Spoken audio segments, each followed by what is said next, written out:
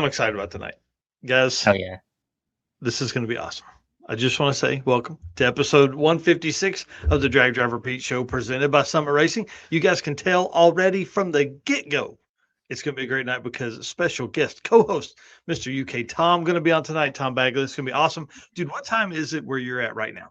It's 1 a.m. right now, but Dude. I'm freshly back from race week, so the jet lag is like really bad. So we're kind of making it up as we go along. That's exactly right. It's going to be awesome. Tonight's show is a big one. We've got the 4 quickest racers from Rocky Mountain Race Week 1.0 2026. They're going to be here telling stories. And I think this is going to be a good time. I'm actually have given them 90 minutes. So I think we're going to have a ton of stuff. But before that, we're going to talk about Six Summer, who's leading, who's out, and who's working on stuff this week. So I'm going to hit the intro video and then we'll kick this thing off. Hell yeah.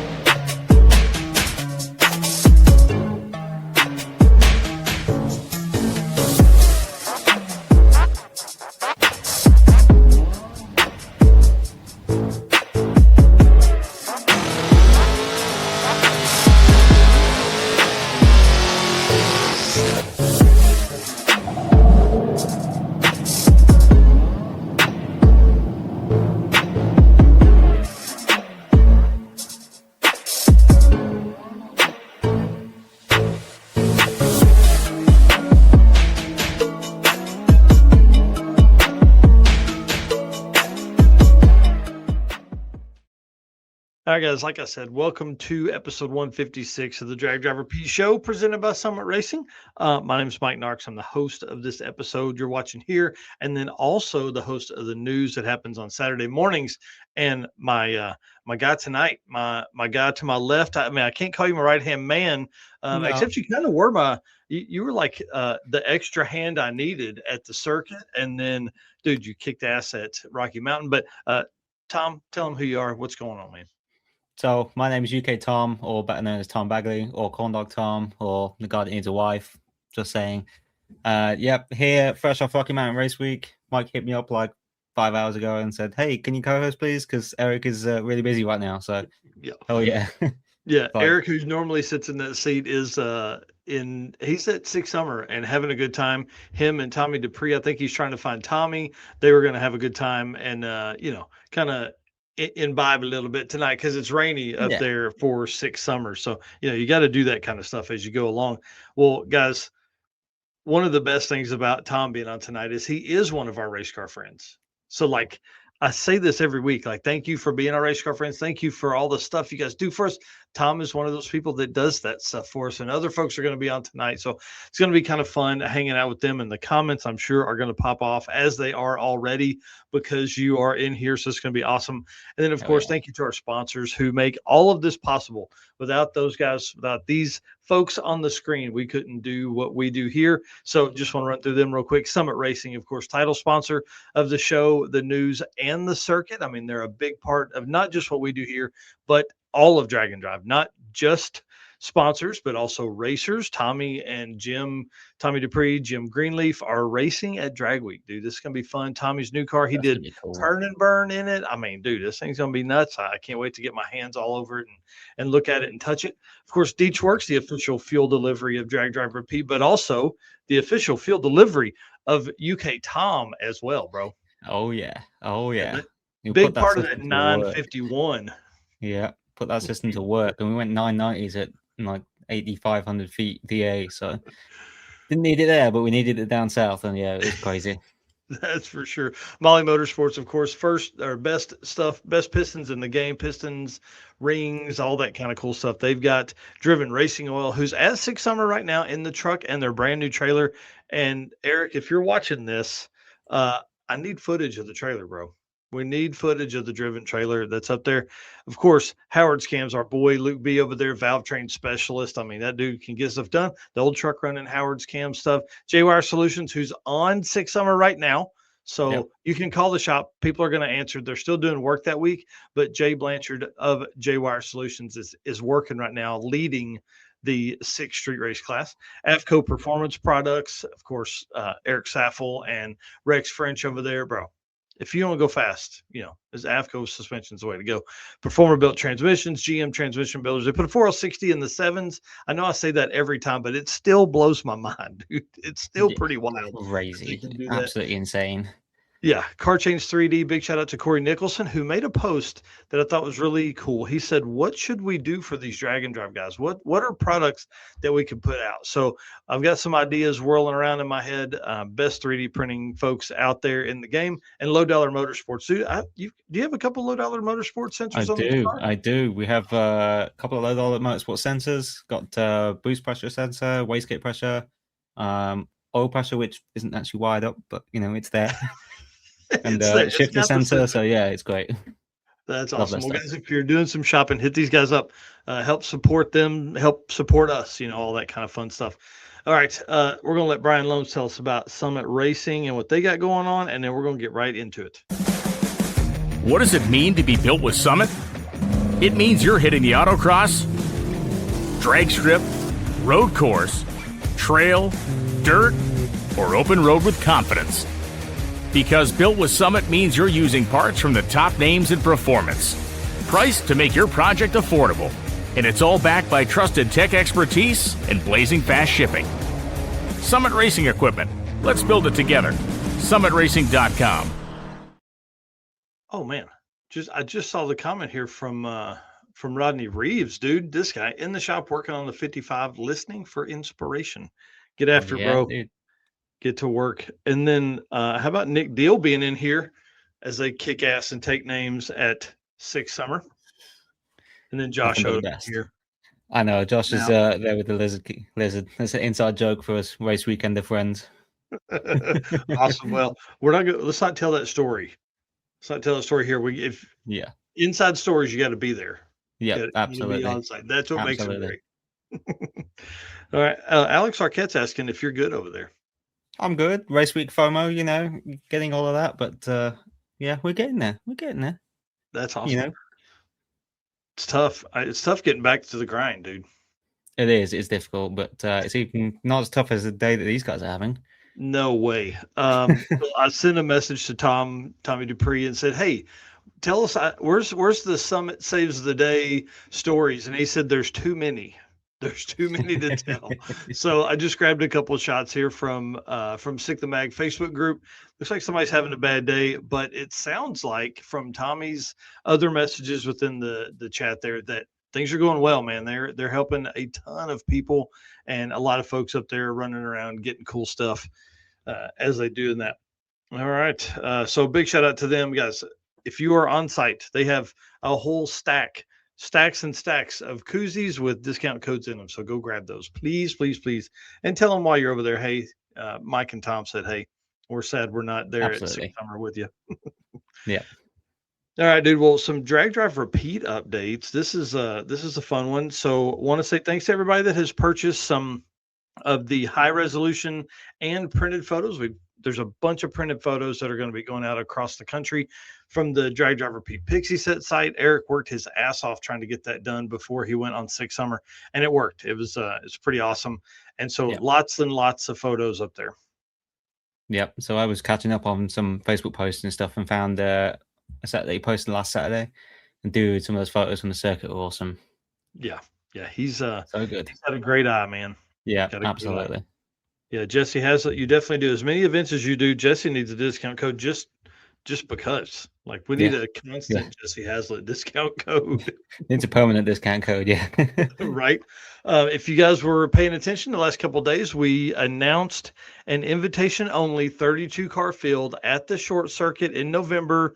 This is going to be nuts. The first bit of invitations are going to go out tomorrow. I know I said last Saturday they would start going out on Sunday, but I had to get the rules set right, man. I had to get the rules right. So they are right. We're going to go over them in just a minute in the driven segment, talking about all of that stuff. So that'll be fun.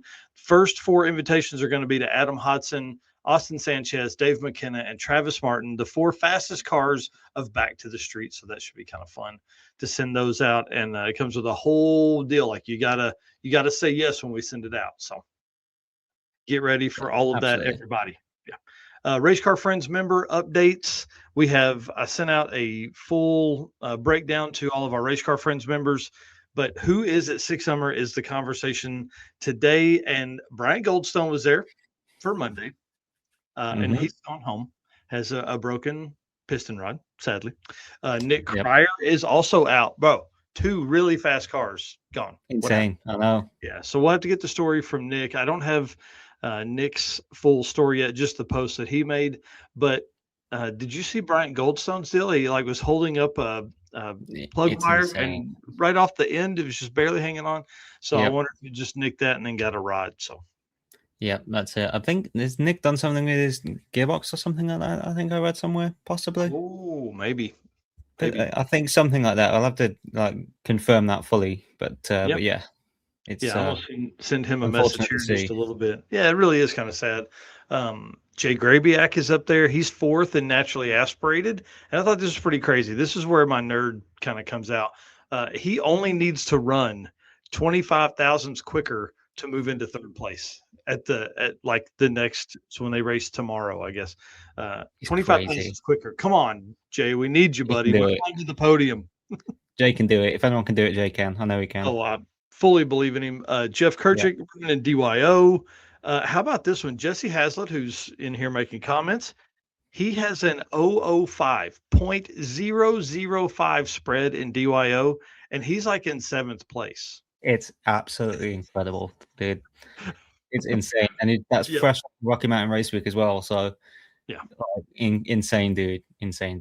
He is a badass man for sure. Rob Lamperic up there, Pro DYO. He's running mid-pack with a 0.2 spread. There's like 25 cars in that class. And then our newest member, Katie Clark in Sick Freaks. She's running in the middle of the pack with her Ford Explorer ST, which seems kind of fun. I may have to look at those a little closer as we get through there. And then big shout out to Eric for grabbing this shot of the milk truck.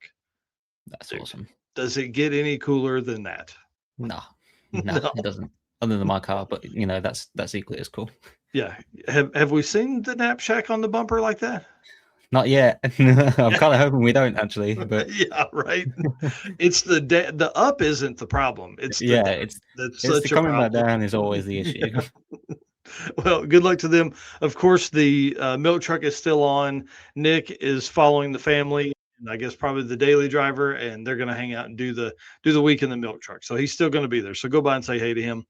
All right, let's talk about some driven stuff. Let me play this ad, and then we will kick off with some event stuff. Hey, it's Brandon from Fort Smith, Arkansas here. Driven Racing Oil is a performance engine oil that can do it all. GP1 is the ultimate oil for any race or performance application. Whether launching hard at the drag strip and during the extreme heat of off-road and circle track, or pushing the limits in top-fueled drag boats and demo derbies, winning racers choose GP1. Compatible with engines from classic hot rods to cutting-edge race machines, GP1's unique surface cleaning and high zinc formulation ensures superior wear protection, particularly for flat tappet camshafts, while solving issues like cylinder washout with methanol and ethanol fuels. Crafted from the legendary Bradford, Pennsylvania base oil and enhanced with state-of-the-art additive packages, GP1 offers the best in protection and performance.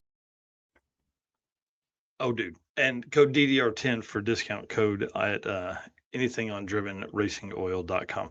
Hang on just a second. I'm messaging Jason Hurley and them. If they want to jump on, feel free to jump on at 8:30. Okay. Or whatever. Eastern, 8:30 Eastern, whatever time it is for you. Yeah. 1:30 a.m. Yeah. in the UK, 7:30 here in the middle part of the US. All right. So Driven Racing Oil, again, they are on site at Six Summer. Go up there, make sure you talk to them, say hey, do all the cool stuff that they got going on there. Events left in the month. Actually, I'm going to take this off. I didn't do a very good job tonight of adding a bunch of extra photos, except for the guys at the end. So this Saturday is the 2-lane throwdown at Tulsa Raceway Park, presented by Velocity Motorsports. That's our single day drag and drive event. 100-mile loop. It's like 99.6 miles, which, by your driving style, it's 100, right? Yep. Like that's what you're going to cover. It's easily 100. Yeah. Oh yeah. If you don't make it to 100, you're not doing enough burnouts. That's exactly right. Yeah, we need some odometer stuff at the end of this. Plenty of opportunities for burnouts. I think there's going to be some really good shots from this thing too. But I'll run through the schedule real quick. Gates open at 9. Racing starts right away. So be ready as soon as you can. I want to do a quick 5-minute driver meeting, 10-minute driver meeting at 9:30. One pass you got to submit in the morning before you get your route instructions, which I left inside, and then one in the afternoon. Both of those times will set your average for the class standings.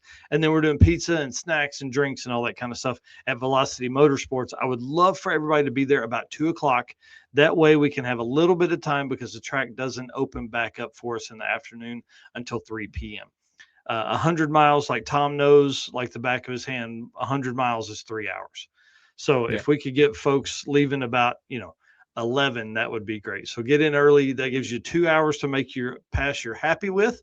And then, of course, we've got 6 classes that go along with this event. And you can find it anywhere. 2-lane throwdown presented by Velocity Motorsports. That's our next event. And then Route 66 Roundup, which was going to be our event August 2nd. Sorry, Route 66 Roundup. August 2nd is going to be postponed. They have had to reschedule that date, and they don't have a new date yet. Something came up with the Motorama event staff, and they need to move that back. So we're going to find a way to do it in a time, but no tickets have been sold on that or anything like that. So it should be pretty easy. And then, of course, back to the street stuff. Dude, I'm pumped about this. This is going to be a fun one. Again, George Ray's Drag Strip. This is in Paragould, Arkansas. I've been jokingly saying this is Brown County's Big Brother, right? It's going to be a really cool track. Dude, this photo is like 4 months ago. This isn't like an old photo. It's on my bucket list to get to some of these really cool, like small 8-mile tracks because there's so much history and everything to them. It's amazing. Yeah, this one's going to be fun. I was talking to Tyler Russum, who is George Ray's grandson, who now manages the track and stuff like that. I mean, basically, George Ray went to the city and said, "Hey, I would like to do a drag strip. Drag racing is big time. I'd like to have one here." And they said, "Nah, we won't give you any money for that." And so he said, "Okay, well, I'm going to build it myself." And then spent like the next 5 years pouring concrete out there so he could get this drag strip going. So at one point they ran 1/4 mile on this thing. At some point they were like, "That's dangerous as hell." Yeah. But there's been some big names that have ran here, so should be pretty fun. I'm really excited. November 6th and 7th, 100 cars max for the traditional side, and then a 32 car field. Let's go over those classes.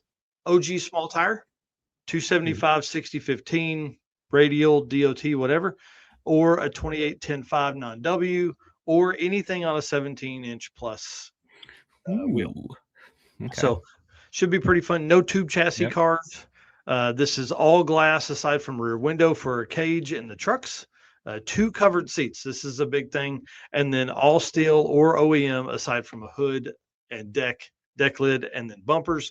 And these are like Matt Lang is helping us drive this. This is a Back to the Streets eliminations style invitation only event. So this is going to be an 8-car field.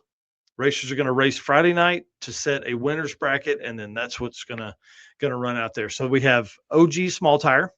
We have stick shift, H pattern shifter only. Leg activated. You got to kick that thing with your leg, and then a manual clutch pedal, of course, at that point. And then 650 index. This is where this is going to get fun. 650 index is always one of our largest classes at the circuit. It was one of the largest classes at Back to the Streets, and those folks are going to get their invites on Friday. It'll probably be the top 6 cars in that from Back to the Streets, and then we're going to work our way through other high-performing 650 or 10.0 index racers from across the country. So this will be kind of fun. Again, invite only. We're taking 16 cars for this class, and the winners from that have more than 2 class wins or 2 class wins or more, on Friday night, they get to race on Saturday. If you don't have 2 wins from Friday night, you only get to make fun runs on Saturday. Ooh. Winning is a big deal here. Yeah, that's it. No you time. got, and you got Scotty here with the 650 index cheeseburger bet. Oh yeah. Ooh, Leave it, brother. Yeah. 650 index cheeseburger bets is on. We're in. yeah. There will be some sideline stuff going on up here. I'm telling you Oh, right now. 100%. Yeah, and no time slip and boards off. This should be pretty fun. Win light only. You can do a challenge to it. $20 to contest the track timing system. Money goes to the class winner if timing system is confirmed. So should be pretty fun. This is going to be a great event. Going to be a really, really good time. And again, November 6th and 7th weather should be incredible. Yeah, it should be awesome. All right, real quick, we're going to cover results from Alaska Speed Week on Saturday. When Eric is back, we're going to go class winners, fun stories, all that kind of stuff. And then, dude, did you see Matt Frost post today? Dude, I did, and it really got me thinking, how did I pull this off? And that's exactly what I didn't want to see, because I just crunched the numbers from 1.0, but I was like, oh, could I do it in time? I was like, But I'm shocked there's still 50 spots left. I can't believe it. Race Week is one that has always sold out. I think as the hype of these events comes strongly, I think a lot of it comes hard really at when people are signing up. Yeah. Like once opening registration day is done, people move on to the next thing. So we've got to do a really good job as far as like participants. And then also promoters is reminding people, hey, you can sign up on a Tuesday after an event has gone live on a Saturday. You can do that if they don't sell out. So that's it. Race Week's going to be a great one. I'm doing Oklahoma City, Tulsa, and Mocan of that in my old truck, which should be kind of fun. And then they're going to do Great Bend and there to start and end. So that'll be awesome. 2 trips this year to Great Bend, the brand new facility. Dude, how nice is that place? Oh, dude, that place is so awesome. Like being able to run there as well, because that was when I first bought my car. That was the first track that actually it got cancelled. We were removed because of the resurfacing problem. Wow. And so I never actually got to run there. So this is my first time at Great Bend. Dude, that's awesome. It was my first time too, and I love that place. It was so nice. The new tower is great. The media room is incredible. And then just the whole grounds, man, that place is really, really neat. It's gigantic though. Bring a scooter. Yeah, it is. Get ready. Yeah, it is. You see, Eric has taken 5,700 plus photos in 3 days. Oh man, he's in trouble. Eric, you're going to be busy. yeah. Being the rain day today, I think probably hurt him. As far as like his clicker finger is going to be wore out. Yeah. Wow, 5,700 photos, man, that's awesome. So that's crazy. One thing Matt did want to let you know, he said, poke your fast friends. There's some potential to take home some real money, like Jason Hurley did. He took home $17,000 because he won the unlimited class and the BMF 8 shootout. So pretty crazy. It can be done. Like it can be done. Yeah. Hey, Alex said he would cover your entry. I know, dude. That's probably the least expensive part of that trip. No, maybe. Josh is offering to buy the cookies, which is also up there in the cost of things for me. But it's if there's a way that I can do it, I will. But we'll have to crunch the numbers later. That's awesome. Cookies. What cookies you talking about, dude? The Chips Ahoy chewy cookies. Oh, they're my guilty pleasure because we don't get them here in the UK. That's so crazy. So we can't find. There's no chewy cookies anywhere. It's not like you can't just buy these ones. You can't buy any chewy cookies in the UK anymore. You used to about 10 years ago. You used to be able to get a chewy cookie. Yeah. Now you can't get them anywhere in the UK. Wow, I would say mean things about where you live, but you've seen the light. You're coming to the US at some point.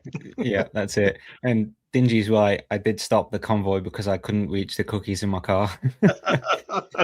Dude, that's awesome. They slid off. Man. They slid off the passenger seat into the door pocket, and I couldn't reach them on the passenger side. So I pulled over into the ditch and got the cookies out.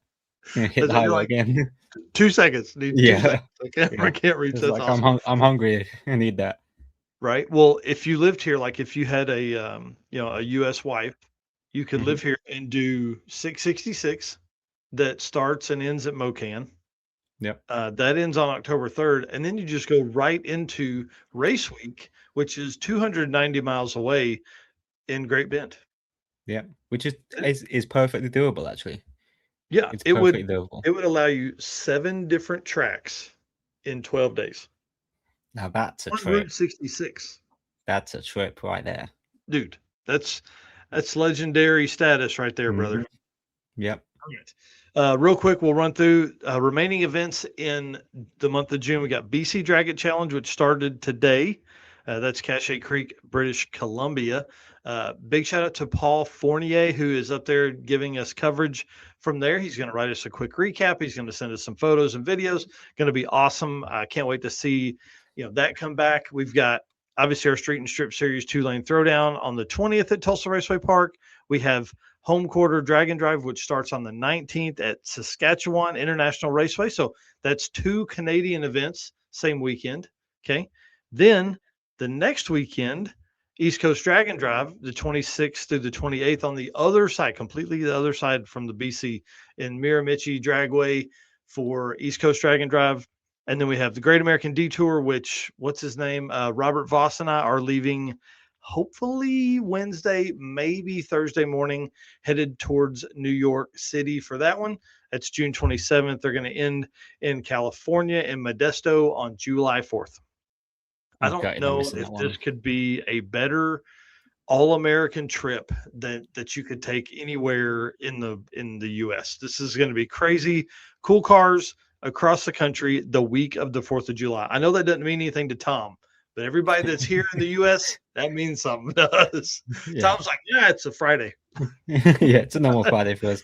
Well, I just sit here at home and wait for the abuse to come through from all my American friends. It's fine. Yeah, it's fine. One day you'll be here, buddy. It'll make sense to you then.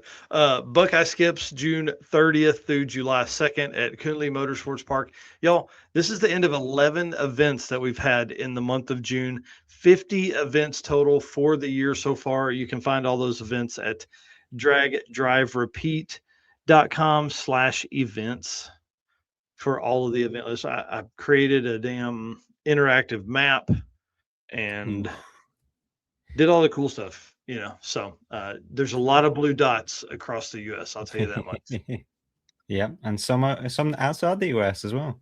Yeah. Oh yeah, all over the place. So big shout out to Driven for all they do for us here at Drag Drive Repeat and for all they would do at the for the entire community. Do you run Driven in your car? I do. GP1. Yeah. Damn. Yeah. That's awesome, man. That's why it just continues to go on. That's why it's alive, whether they have an oil pressure sensor. Thanks, Driven. That's awesome. Red Hat Scotty said, I'm going to send Tom all the fireworks videos from the 4th this year. Yeah, that's it. The videos nobody watches. I'm always gutted because I always leave just on the 4th of July, like just before, or I get here just after the 4th of July. It never works. Dang.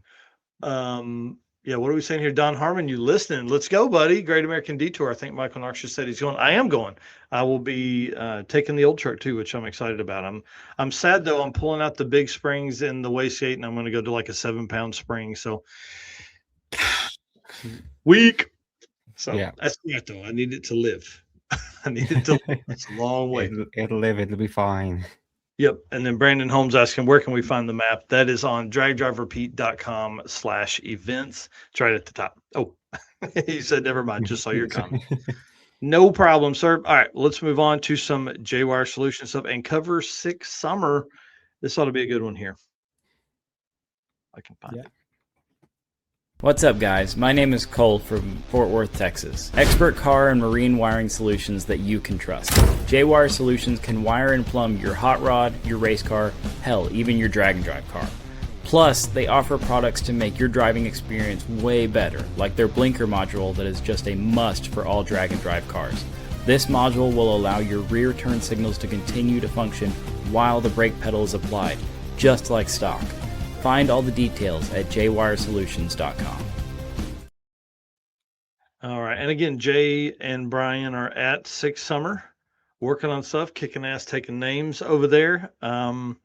Dude, I had the notes in here say 3,100 photos for Eric. Way off. Yeah. Yeah. Way off. Yeah. He's at 5,700 right now. Yeah. Man, that guy he's in trouble, I'm telling you. But it's a great thing because, man, you really end up with so many amazing photos out of that stuff. Today was rained out. That was day 3 at Tri-State. I think everybody's probably seen that. Because of an accident, they routed them down some dirt roads. Dude, have you seen the Seen footage? some photos of Nick Yeah. Deal. Oh wow, Yeah.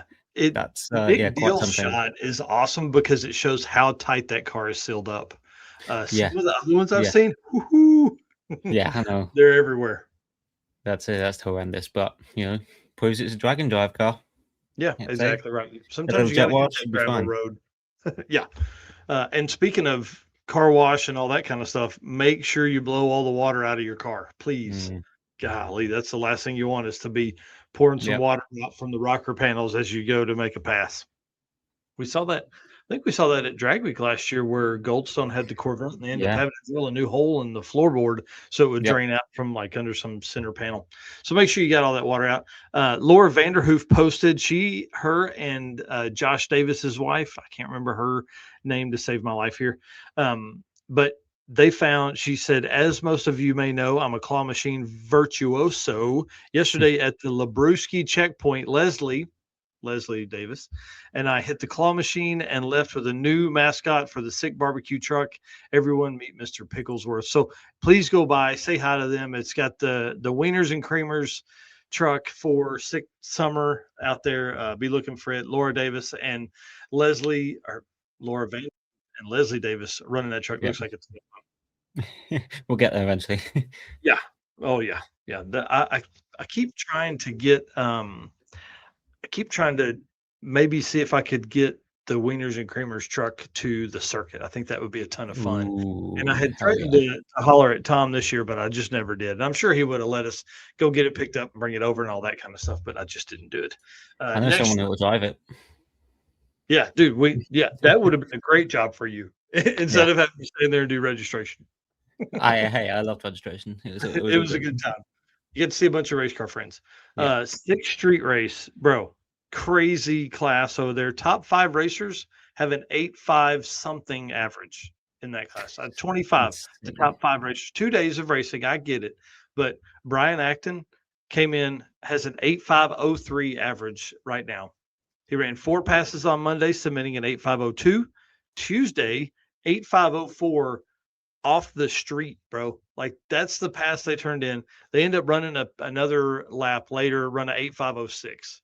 Dude, dialed in, bro. Absolutely dialed in. Yeah, and then Eric Birkitvit, something like that. I don't know.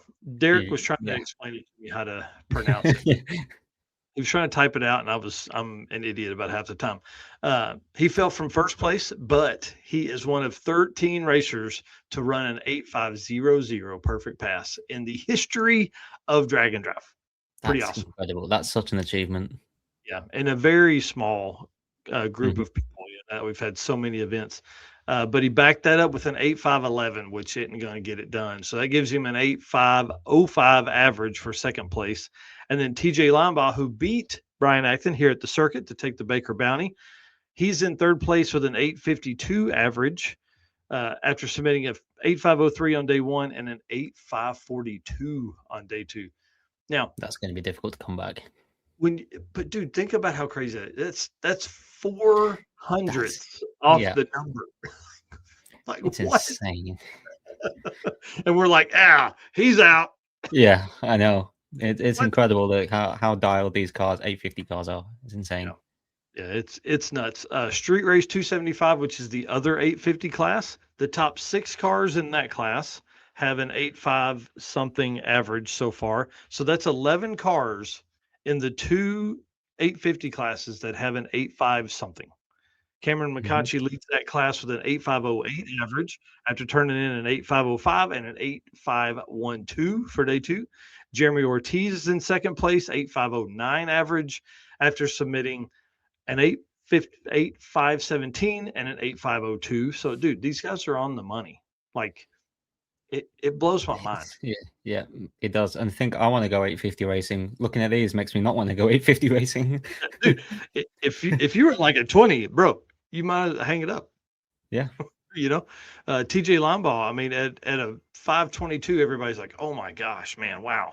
But I think that's part of the struggle when we're looking at this stuff is those numbers look so far off. but dude, That's all it takes is yeah, somebody running a 855 and suddenly, the whole thing shifts. yeah, that's it. The next four, listen to these averages. You ready? Chris Mary, 8.541. Bill Spangler, brand new Godzilla twin turbo powered FUB, 8.548, so 7th thou.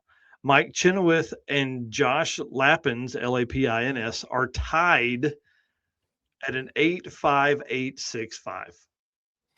Incredible. Dude, Absolutely to the incredible. 10,000ths, they're Yeah. tied. So absolutely insane. Do you have your notes pulled up? I feel like I've just been hammering this No. at you. So once you run us through a couple other ones, and then we'll start kind of flopping these around. All right, then. So, unlimited, you have Dave Schroeder running a 6097 on day one, which is a new single pass nitrous record for the quickest pass in Six Summer history. That's incredible for a nitrous car as well. I mean, that motor's big. I forget how big it is off the top of my head, but that's insane. Cubic inches, and yeah, I'll have to look. I'm working on something where I could look at this, but that may be the quickest pass, day one pass in Drag and Drive. You know what? I think you are correct off the top of my head. I know it is if it's up there. If it's not, yeah. It's within the top, and I think it's probably a top 10 all-time pass as well. Yeah, so pretty incredible. Yeah, absolutely. He went a day two run of 6.641. So he's got an average of 6.369, which is very respectable for that car on that event, which is great. You got Josh Davis running a 6.298 on day two. It's giving him an average of 6.392, just 0.023 behind Dave. Man, incredible. Yeah, those guys are very fast. Very, very fast. Yeah, with two wildly different cars as well, which is what I love about Drag and Drive. Yeah, I mean, you've got a legit pro mod. The Corvette is a 100% pro mod. Yeah. Obviously a street car from there, but then Devin's Mustang it's a pro mod. I mean, nobody is disagreeing with that, but it is same, pretty close to the factory wheelbase and factory bodied car ish. Yeah, so it looks like a factory bodied car. Yeah, from the outside. Yeah, sure. You put stock wheels on it and take some extra bits off the back. It looks like a stock Mustang. Yeah, how fun would that be? Oh, that would be gangster. It really would. It really would. Yeah, it'd be awesome. So, Alex Taylor leads Unlimited Iron with a 677 average, and with Goldstone out, dude, she could cruise because from here, Tom Bailey's in second with the Durango at an 806. Yeah, so that's it. I don't know. I know the Taylors, and I don't think they will. I think they'll just try and probably not swing for the fences, but they'll try and run a 6 every day. That's the main goal, I think. Yeah, I think you're right. Yep. You've got Steve Morris leading heavy metal with a 6.71 average, with Nick Reinhardt in second with a 6.86 average. Yeah, big shout out. Another really tight class. Yeah, big shout out to Nick for kicking ass and taking names. And actually, I think I miswrote there. I think. Oh no. David Deal leads modified with a 671. I think maybe Steve Morris is 61717. And then David Deals is 6713 or something like that. They're really, really close. Yeah. And an interview that David Deal did with Emily Reeves, he said, "Hey, I just want to beat Steve. That's all." So second place, Chuck Stefanski, Big Three Racing in modified. They're 723 with an 8 average for him. Yeah, incredible. You got Lamar Swindle leading Pro Street with a 7.426 average, with Craig Douglas in second with a 7.635. Man, another tight class. Yeah. Bob Hess leads Super Street with a 736 average. Second place, Jesse Lasco in second with 783 average. Yeah, and you got Brian Crane leading Stick Shift with an 8.10. And then Bob Gruber in second with an 8.54. But get this, he's 850 limited. This is where we're seeing is it worth it to have a second stick shift class? Yeah, you know what? It's starting to get that way. Yeah, 850 stick shift and then pro stick shift or something like that. Yeah. Oh, hey, that's a good name for it. I like that. And then you just let it go. Who cares? Bring in your, no clutch, all that stuff for the pro. Yeah, that's a whole other argument. It's like in the stick shift. How do you define it? You see it Yeah. everywhere all the time. Oh yeah, for sure. Josh Norris leads naturally aspirated with a 964, while Mackenzie Foley is in second with a 969. So 500ths separate top two in naturally aspirated. Yep. And then NA small block, you got Tony Martino with a 1026 average and Tim Grabiak with a 1038 with a 3. Dude, that's awesome. Rowdy Radio, Mhm. this is going to be a fun class to watch. Again, we're going to talk to Donovan Linwood here in a minute, who is your Rowdy Radio winner from Rocky Mountain Race Week. So Frank Webb taking off in the Rowdy Radio class this year. That's that really red, orange, chrome Fairmont, 472 average. Day one runs a 469. CJ Durbin in the little gray and blue S10 has a 507 average. His day two passed 490 with a 2. Pretty freaking badass. Harley Town in third place in the blue car from the Deal Brothers, 509 average. Kenneth Selner in fourth, 511 average. And then Brendan Bear, fifth place. You ready for this? 514 average. Dude, that is anyone's game right now. Yeah, absolutely. Yeah, absolutely. Up next, Sick Freaks is led by Ryan Palmer with a 1026 average. Yep. And your Gasser class, Jay Noble leads with a 10.046 average. He ran a 10.047 and a 10.046, which is being dialed. Yeah. Then you got Darwin Peterson with a 10.0565 average. So that's a stupidly close Gasser class. Yeah. Yeah, 100 separates those guys. So that'll be kind of fun to watch. In the Beetle class, Chuck Fryer, 11.605. And then I'll let you do Pro DYO because I'm proud of Gracie. Yep. So Pro DYO, you got Grace Fenstead and Mark AV with a 0.004 spread. Like, that's great. And then Josh Lester with a 0.06 spread. The top 10 spread is less than a 10th in Pro DYO. How insane is that? Yeah. And that's 850 to 999. Yep. I mean, it's insane. Yeah, 2 different tracks at this point. It'll be interesting to see what Thursday does after all the rain, after all the street miles, because now you've got 2 days worth of miles on the car without a pass, and hopefully they've done a once over on them. I don't know. How about this though? DYO, 90 cars in DYO. 90, bro. How do you, man? That's insane. How do you spread them out? Some 59 cars. 59 cars have less than a 10th spread. It's insane.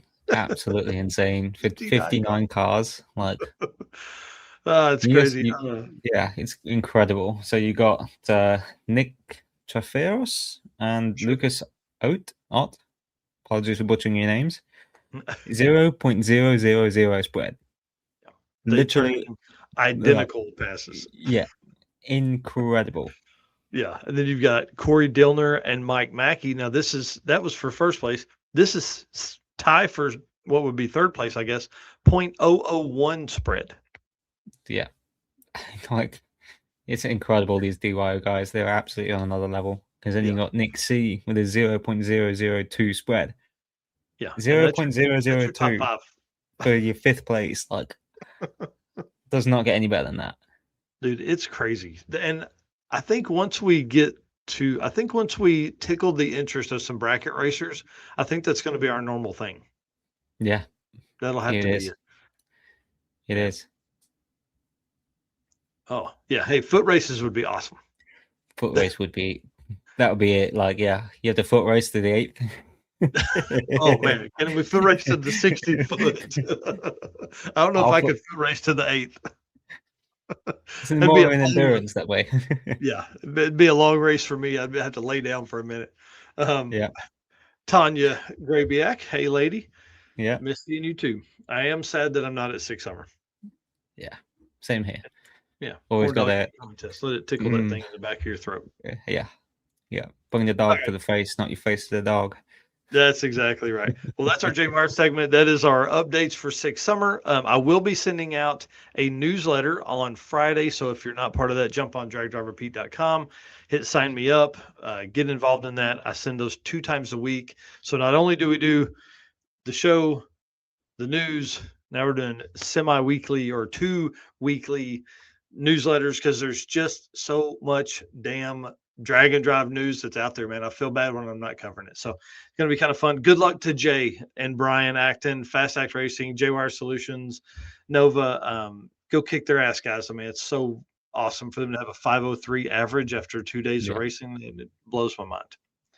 Blows my mind. Well, let me play the Molly, and then we're going to kind of begin to bring in some folks here. Looking for a forged piston kit for your vehicle? You need Molly Motorsport Power Pack. What is Power Pack? It's the ultimate forged piston kit that comes complete with pistons, performance file fit rings, hot string steel pins, and clips, all engineered to work together, so all you have to do is build something great. Find your Power Pack at mollymotorsport.com. And again, big shout out to Molly for all the help they do for us here at the Drag Driver Pete brand. But they're not just sponsors. They are racers as well. You guys can see George Wright on the bottom part of your screen there, racing his 700 horsepower naturally aspirated Duster on Drag Week typically. I think he's coming back this year for that. And then Eric Grillo, who you guys typically see at Rocky Mountain rowing gears in the 10-second Nova. That car's been like 10:01 or 10:07 or something like that. Yeah, dude, insane. So big shout out to them. Of course, pistons, rings, all the kind of stuff they do there at Molly. Just holler at them. They don't sell stuff to the public, but they can tell you which ones to order from your favorite spot, like Summit Racing. They can get you all set up for all that kind of stuff. So, all right, well, let's bring some of these racers on. Kind of the first thing I want to do is talk about who they are, what they race, and then just a quick recap of their Rocky Mountain Race Week story.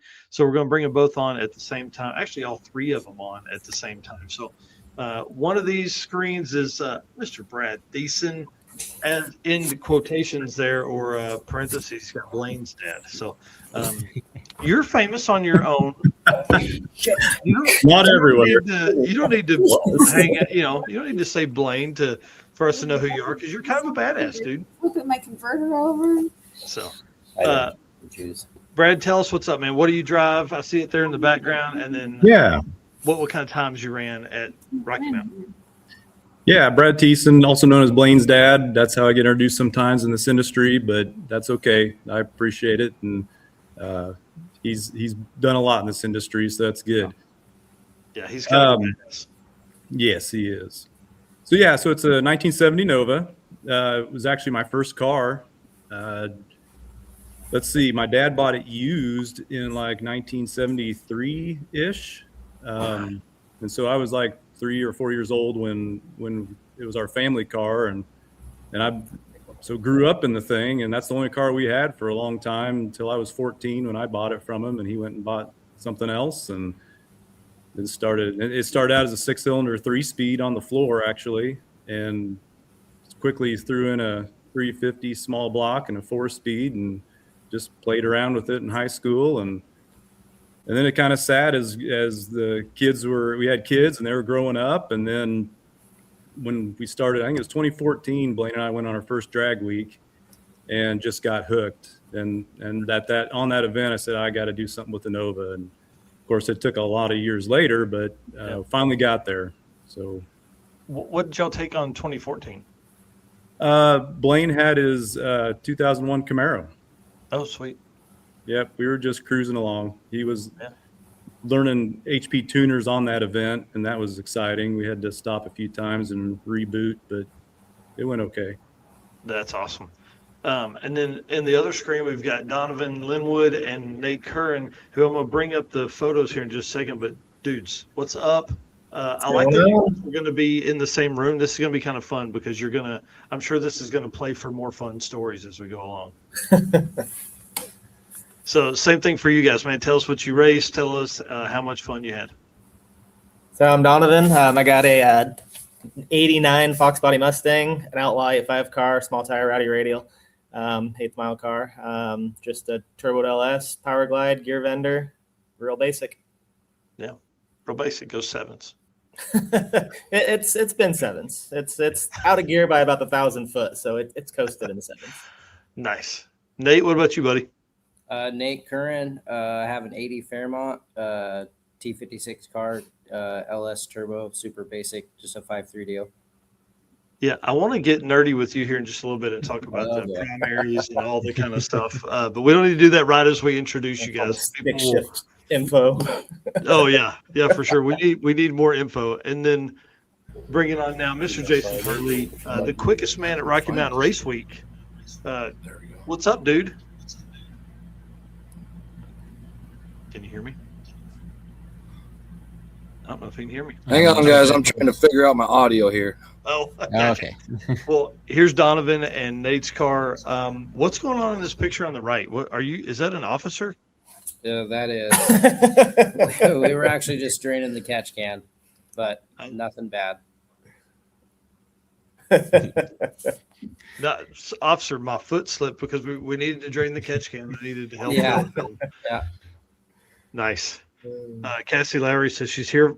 We're here for all the stick shift talk. Oh boy. Stick shift racers and fun. Jason, can you hear us yet? Oh, he has muted his mic. Nice. Well, Jason drives the quickest car of Rocky Mountain Race Week, which I didn't grab a picture of, sadly. So that's the way it goes sometimes. I'd like to actually, Tom, I'm going to move you down here because this will be kind of fun. So this is twofold having Tom on here with us because Tom also raced at Rocky Mountain Race Week, so we can kind of go through some of these stories. So I just want to work through how did your week go? Like, were you running times you were expecting? Were you thrashing before the event to get your car ready? All that kind of stuff. We'll start with Brad. Oh, kind of. So, we were trying out these new BTR cannon valve heads, and they've been having trouble getting castings, but they're finally getting there and getting them produced. And of course, I wasn't on the priority. They needed to get their production runs going. So we finally got some heads. I had to have some custom work done to accommodate the solid roller lifters and rockers. So they custom made some stands, and boy, it was like maybe 2 or 3 weeks before the event. Finally got them, and I thrashed to get them on. Drove back out to Kentucky to get on the dyno to prove them out, and it made overall made about 150 horsepower more with just changing the heads. That's the only thing we changed. So wow, and was consistently getting more power with lower boost. So they do perform well. We went to a peak of 2150 horsepower, so that was pretty nice to hit that number. So we were thrashing pretty good, and then got back from that, and everything held together. So we got ready for Rocky Mountain Race Week and made it there. All right, where do you live? I live in central Kansas. I'm only 70 miles from Great Bend. Kind of our home track. Right. What? Donovan and Nate wish they lived that close too. They don't live that close. Yes, we do. Times 10. Or more, I guess, probably. Tell the layman here, what's the difference in a regular cylinder head and a canted valve head? Well, so if you're familiar with big block Chevy heads, they're a canted valve. So the valves are not straight in a line. They're angled to get more performance and more flow in the heads. And the guys at Brian Tooley Racing, Rick Smith, and Blaine was involved with that, and Paris, those guys did a lot of work to really develop those heads over the past few years to make them flow really good, and they make a lot of power, and they've made them stronger too. They're a thicker deck. They actually use an LT spark plug because the deck is thicker. They're cooling around the spark plug, and there's a lot of features to these heads that you don't see that really make them work well. Interesting. Yeah, and I remember seeing the post about them coming out with them, but didn't know what all that meant. And that's a big deal because they've been working on those for years, trying to get those to come out and make it work. Yep. Wow. Donovan, we know you thrashed to get your stuff ready, and Nate too, man. Is that like a thing for the fast guys? For folks that don't know, these are the four quickest racers of Rocky Mountain Race Week, and Tom.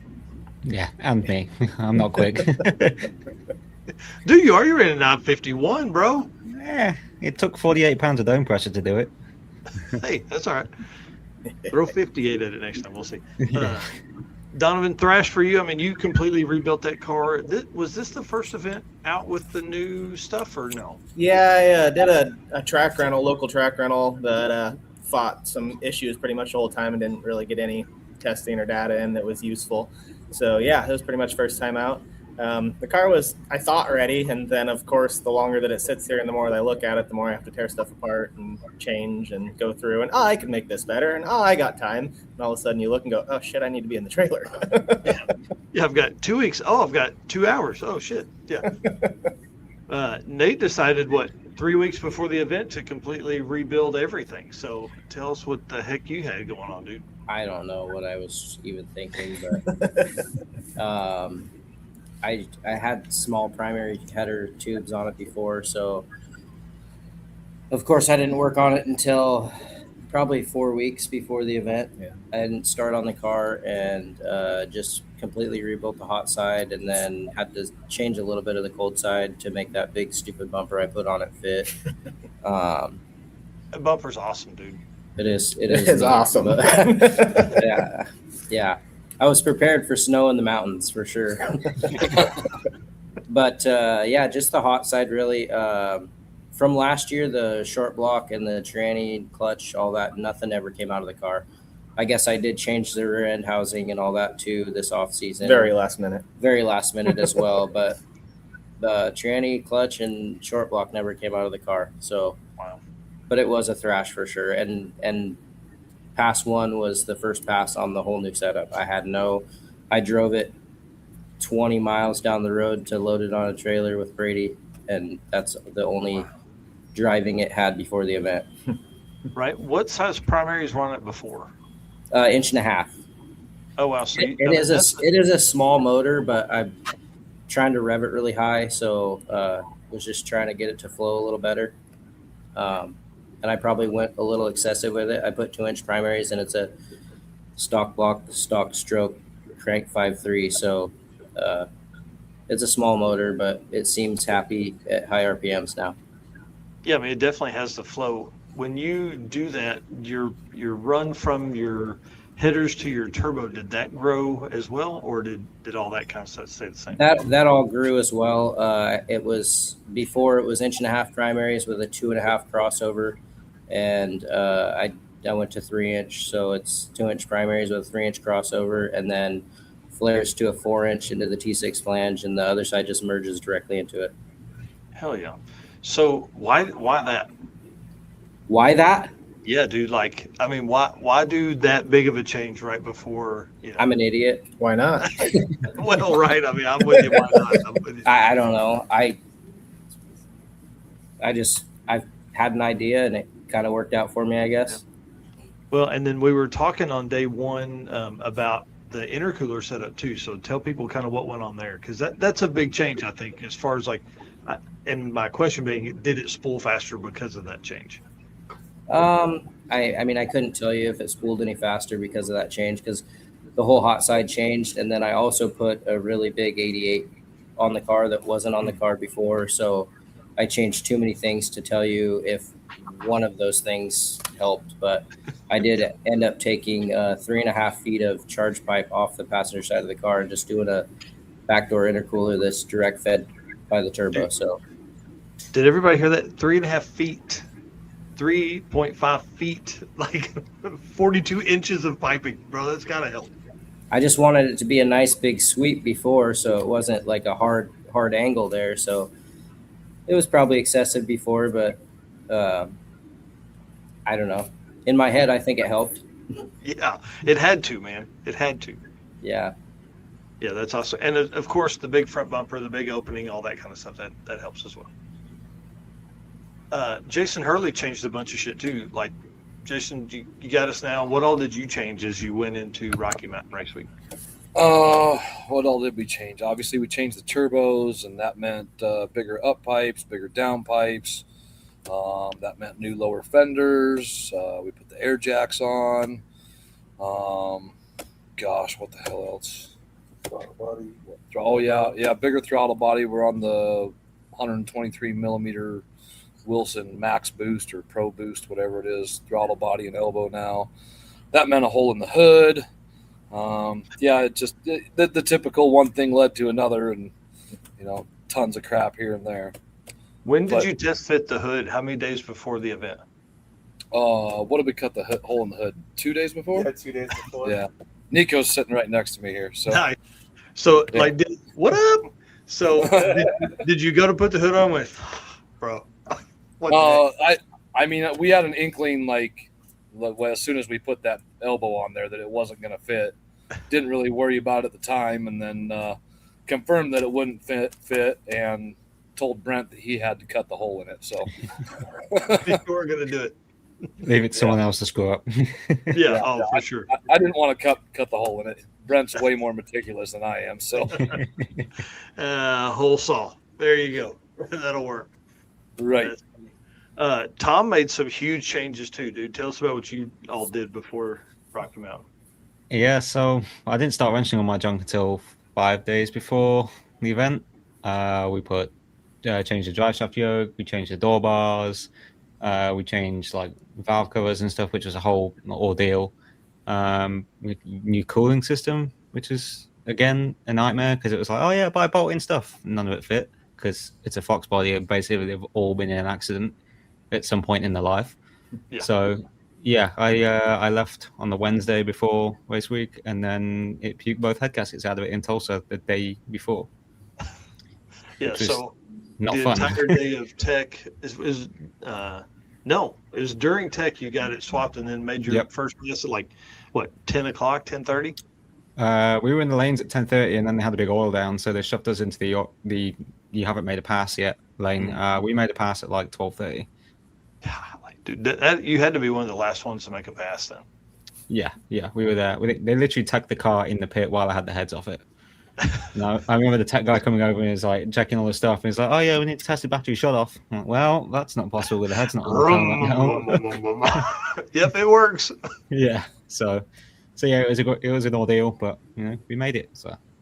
Man, that's crazy. All right, well, let's loop again here. What'd you do right during the week? What went right? Start with you, Brad. Well, I think we did pretty good on the drives. The drives are fairly uneventful, thank goodness. That long drive, well, that was a long one. 580-ish miles? That was I think brutal. Like that, yeah. I think it took us 16 hours. It may have taken some more or less, but God. Did you do that in one day, or did you split it up? we did it all in one day. Yeah, Oh my God, dude. we did. I think the only problem we had was Blaine had a fuel cell that started to develop a crack, and so we had to seal that up, and that was about it. So that was good. We did that right. I think not just, I guess also it wasn't pushing the car too hard this time. Didn't need to win the class. So I think that was another smart thing to do this time as well. Mm-hmm. Man, what about you guys? I mean, my biggest thing was finally just realizing that I had something screwed up in the car, and I made a big bar adjustment and big change halfway through coming into Pueblo, and it just so happened to be the right change. I guessed very right. Nice. Nate, what about you, dude? I would say that with a stick car, something's always on the verge of trying to break itself or whatever. And I think that I was fairly cautious about making sure I had a one and done pass at the track before.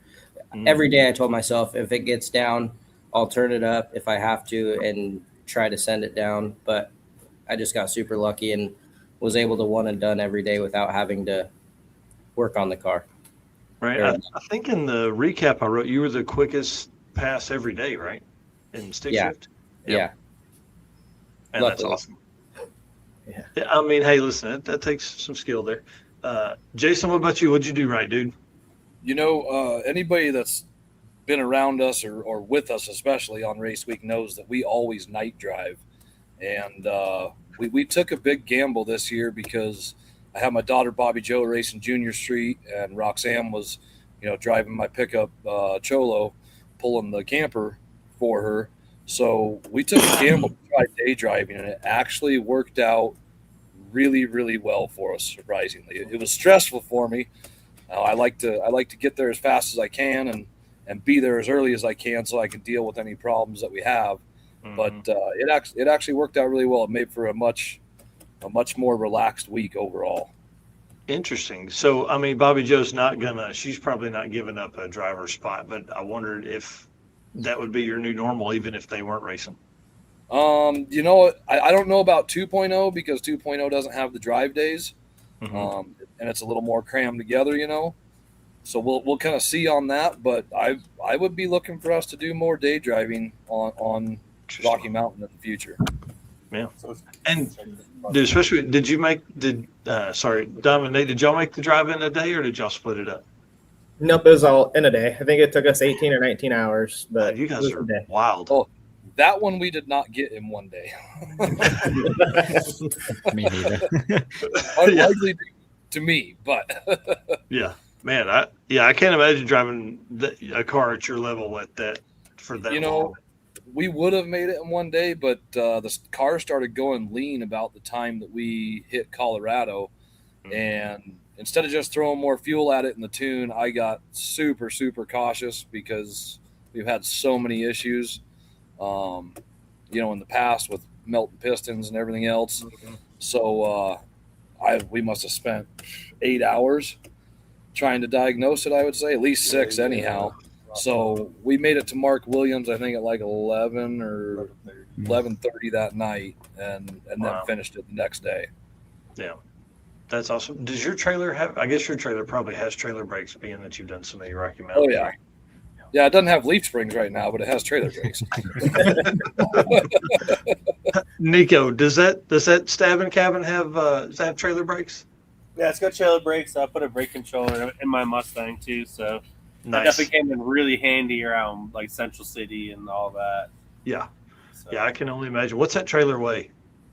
The title said like 1,500 or something like that, but I'm sure it's all of 2,000 with all the stuff loaded in it. I kind of want to get on the scales just to see where it's really at. I honestly have no clue. I bet a margarita on 2650. Whoa, bro! If it's that heavy, it weighs what the Mustang does. Yeah, I weighed the Mustang at Great Bend. It's 3050. So it's wow. Yeah, dude, that's crazy. Tom, what about you? You said you didn't make the drive in a single day either. How far did you make it? Nah, there was no chance. We were planning this nice dinner, and then we got destroyed by 2 storms to where we were hiding in car washes and stuff to protect the cars because with Rob's daughter's car, Kenna, and only had paint on it for like 3 weeks.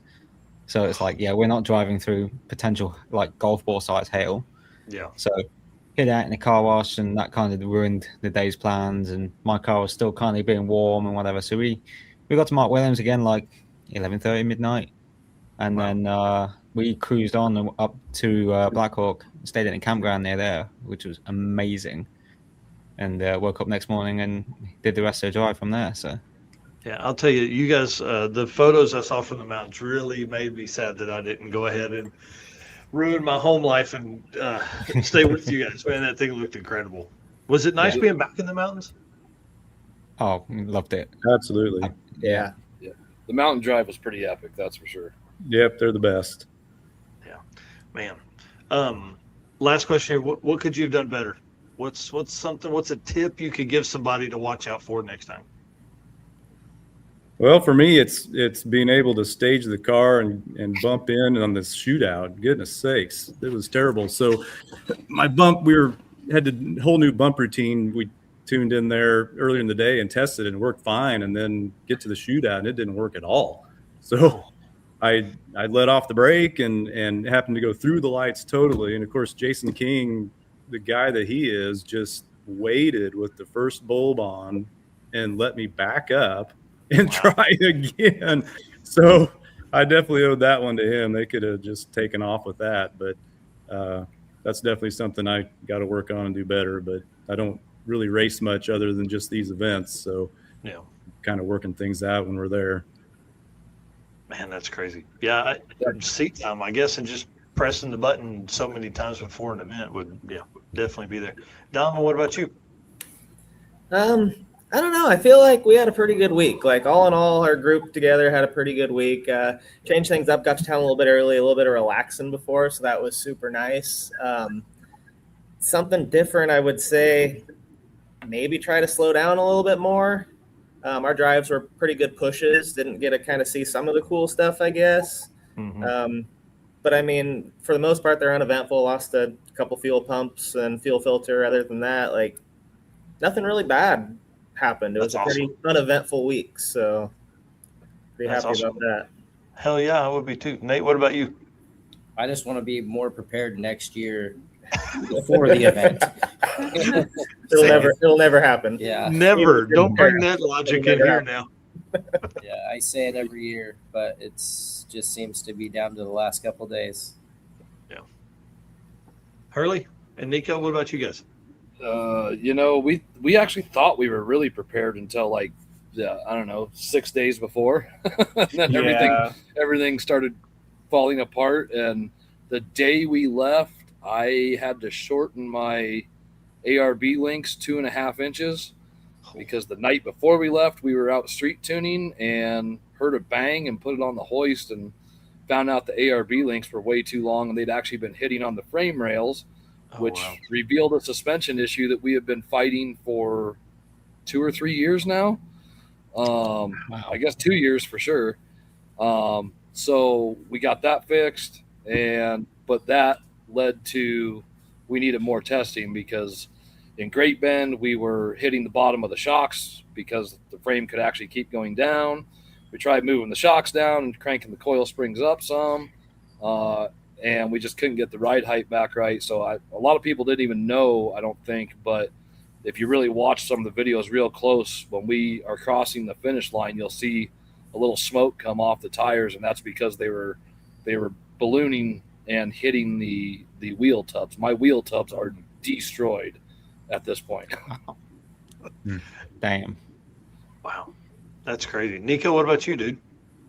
I did just like 15 minutes of cruising with Brent on tuning with the trailer on and stuff like that, and it pulled great with the Mustang. We pulled a little timing out of it just to make sure for like the heat of the day, like no detonating or anything. And car honestly stayed cool. It's got the radiator out of Jason's OG car, so like cooling's never an issue. But I think with the increased load, I actually had fuel boiling issues going through the plains into Colorado, like that brush Sterling area and stuff like that. And the car's never done that, so interesting. It's run like 230 degrees before with like an old single pass like F body radiator in it and stuff like that, and never had fuel boiling issues. But ran into that, and then I never did test pulling the trailer behind the other trailer, so we had to do like 55 from Colorado to Great Bend because that sucked. The camper would sway so bad behind the car trailer. One day one of our friends brought me a sway control device at Great Bend, so we got that slammed on there pretty quick, and that made all the difference with that. Yeah, we did 75 on the way home. Yeah. We weren't blowing tires and breaking leaf springs. Yeah. Yeah, convoy for sure out of that thing, man. That's double pull and a ton of fun. Yeah. Tom, I think we know yours. Let's not take the heads off in the pits. Yeah. I mean, I'd like to say be more prepared, but it'll never happen until I actually live in the same country that I race in. Yeah. But yeah, I mean, to be fair, you can never be like 100% prepared, I don't think. I always go with the mindset of if I don't have it, I don't need it. And if I do need it, I'm sure someone in the pits has got it. Yeah. And, money can buy stuff. You can next day stuff from Summit. So, generally don't stress about like having everything all sorted and going. Like you'll figure it out. Yeah. The whole time in the back of my head, I kept thinking, I don't have an extra fuel pump with me. And Steven burned up 2 at the circuit in the old truck. I have 1 at all extra. Like that's dumb.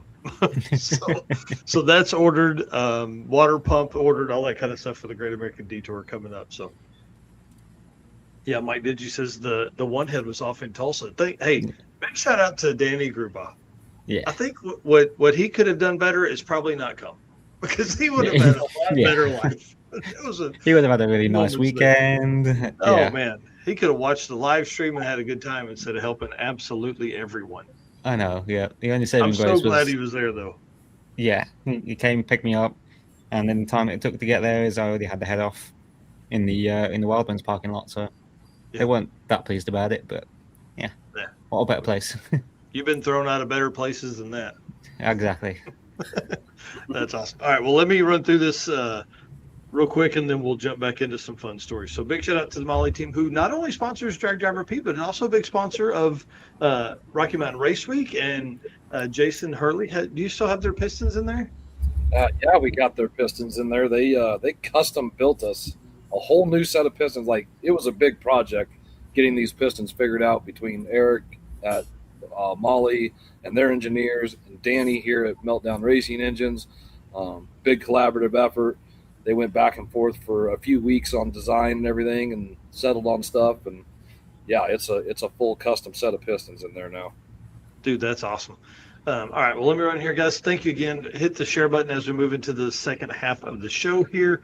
Thank you for being our race car friends. And, of course, our sponsors. Can't do that without these guys. So if you're shopping, hit up Summit Racing, Deech Works, Molly Motorsports, Driven Racing Oil, Howard's Cams, JWire Solutions, AFCO Racing Products, Performer Built Transmissions, Car Change 3D, and Low Dollar Motorsports, which I'm sure you guys have a bunch of those parts over there.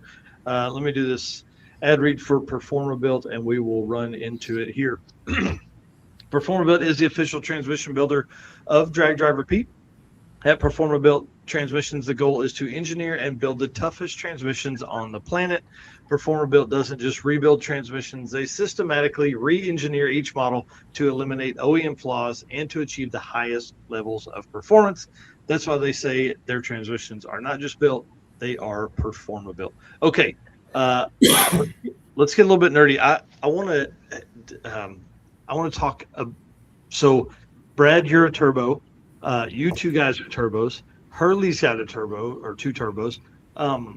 Why are turbos the best, and why everybody should just run those? Right? Like, have you guys always been turbo guys? Yes. Yeah, Pretty much. Yeah, I mean it's the only way, in my opinion. I mean, really, like you see, like it just makes so much sense on valve train side of stuff. But is there a reason you do it, and what's your setup? And we'll just start with Brad. Well, you got drivability going down the street or down the road, and then you can make big power putting the boost to it. So it just seems like the ideal way of doing that. I see some guys with pro chargers and superchargers, and some have to swap them out and take them off or change their pulleys. But I think it's I don't know, it works well for us for sure. And what size turbo setup do you have on yours? I have twin 485s on it with the 427 LS engine. That's awesome. And trans? Turbo 400. It's an M&M transmission, and I added a gear vendors this time for the first time, and that was really nice. Being able to cruise down the road with a lower RPM. Yeah, that's awesome. What kind of RPM are you turning at? 65, I got 70? 390 gears, and it was about 2,500 going 70. Oh man, that's awesome. Yeah, that is a bit of a game changer. And Domin, you said are you a Power Glide? Is that right? Yeah, Power Glide. Oh wow, with a gear vendor, right? Yep. Oh sweet. And you race Rowdy Radio, so how does that? What's your gear in the back? So I run a 355 rear gear, and then I street drive with 28s, so get a little bit more gearing on the street. Wow, it'll do about 70 at 2200 ish. Oh, that's badass. And then what's your engine combo? It's a Dart Block 427. The trick flow heads, single 88 from Midwest Turbos. It's the X275 class legal, GT45 base turbo. Air-to-air intercooler. Real basic. Just street car stuff. Yep. I did go to a 16 injector intake this year, and that was huge for me. That I was always just toeing the line of my fuel system. It was always my holdback point. Everything I did was just at the edge of the fuel system, and going to the 16 injector, now I'm making 30 pounds of boost at 40% duty cycle. It's super nice. Interesting. So what size injectors do you have? Do you have like a small set and then a big set, or? Nope, 210s all around. Oh, wow. Interesting.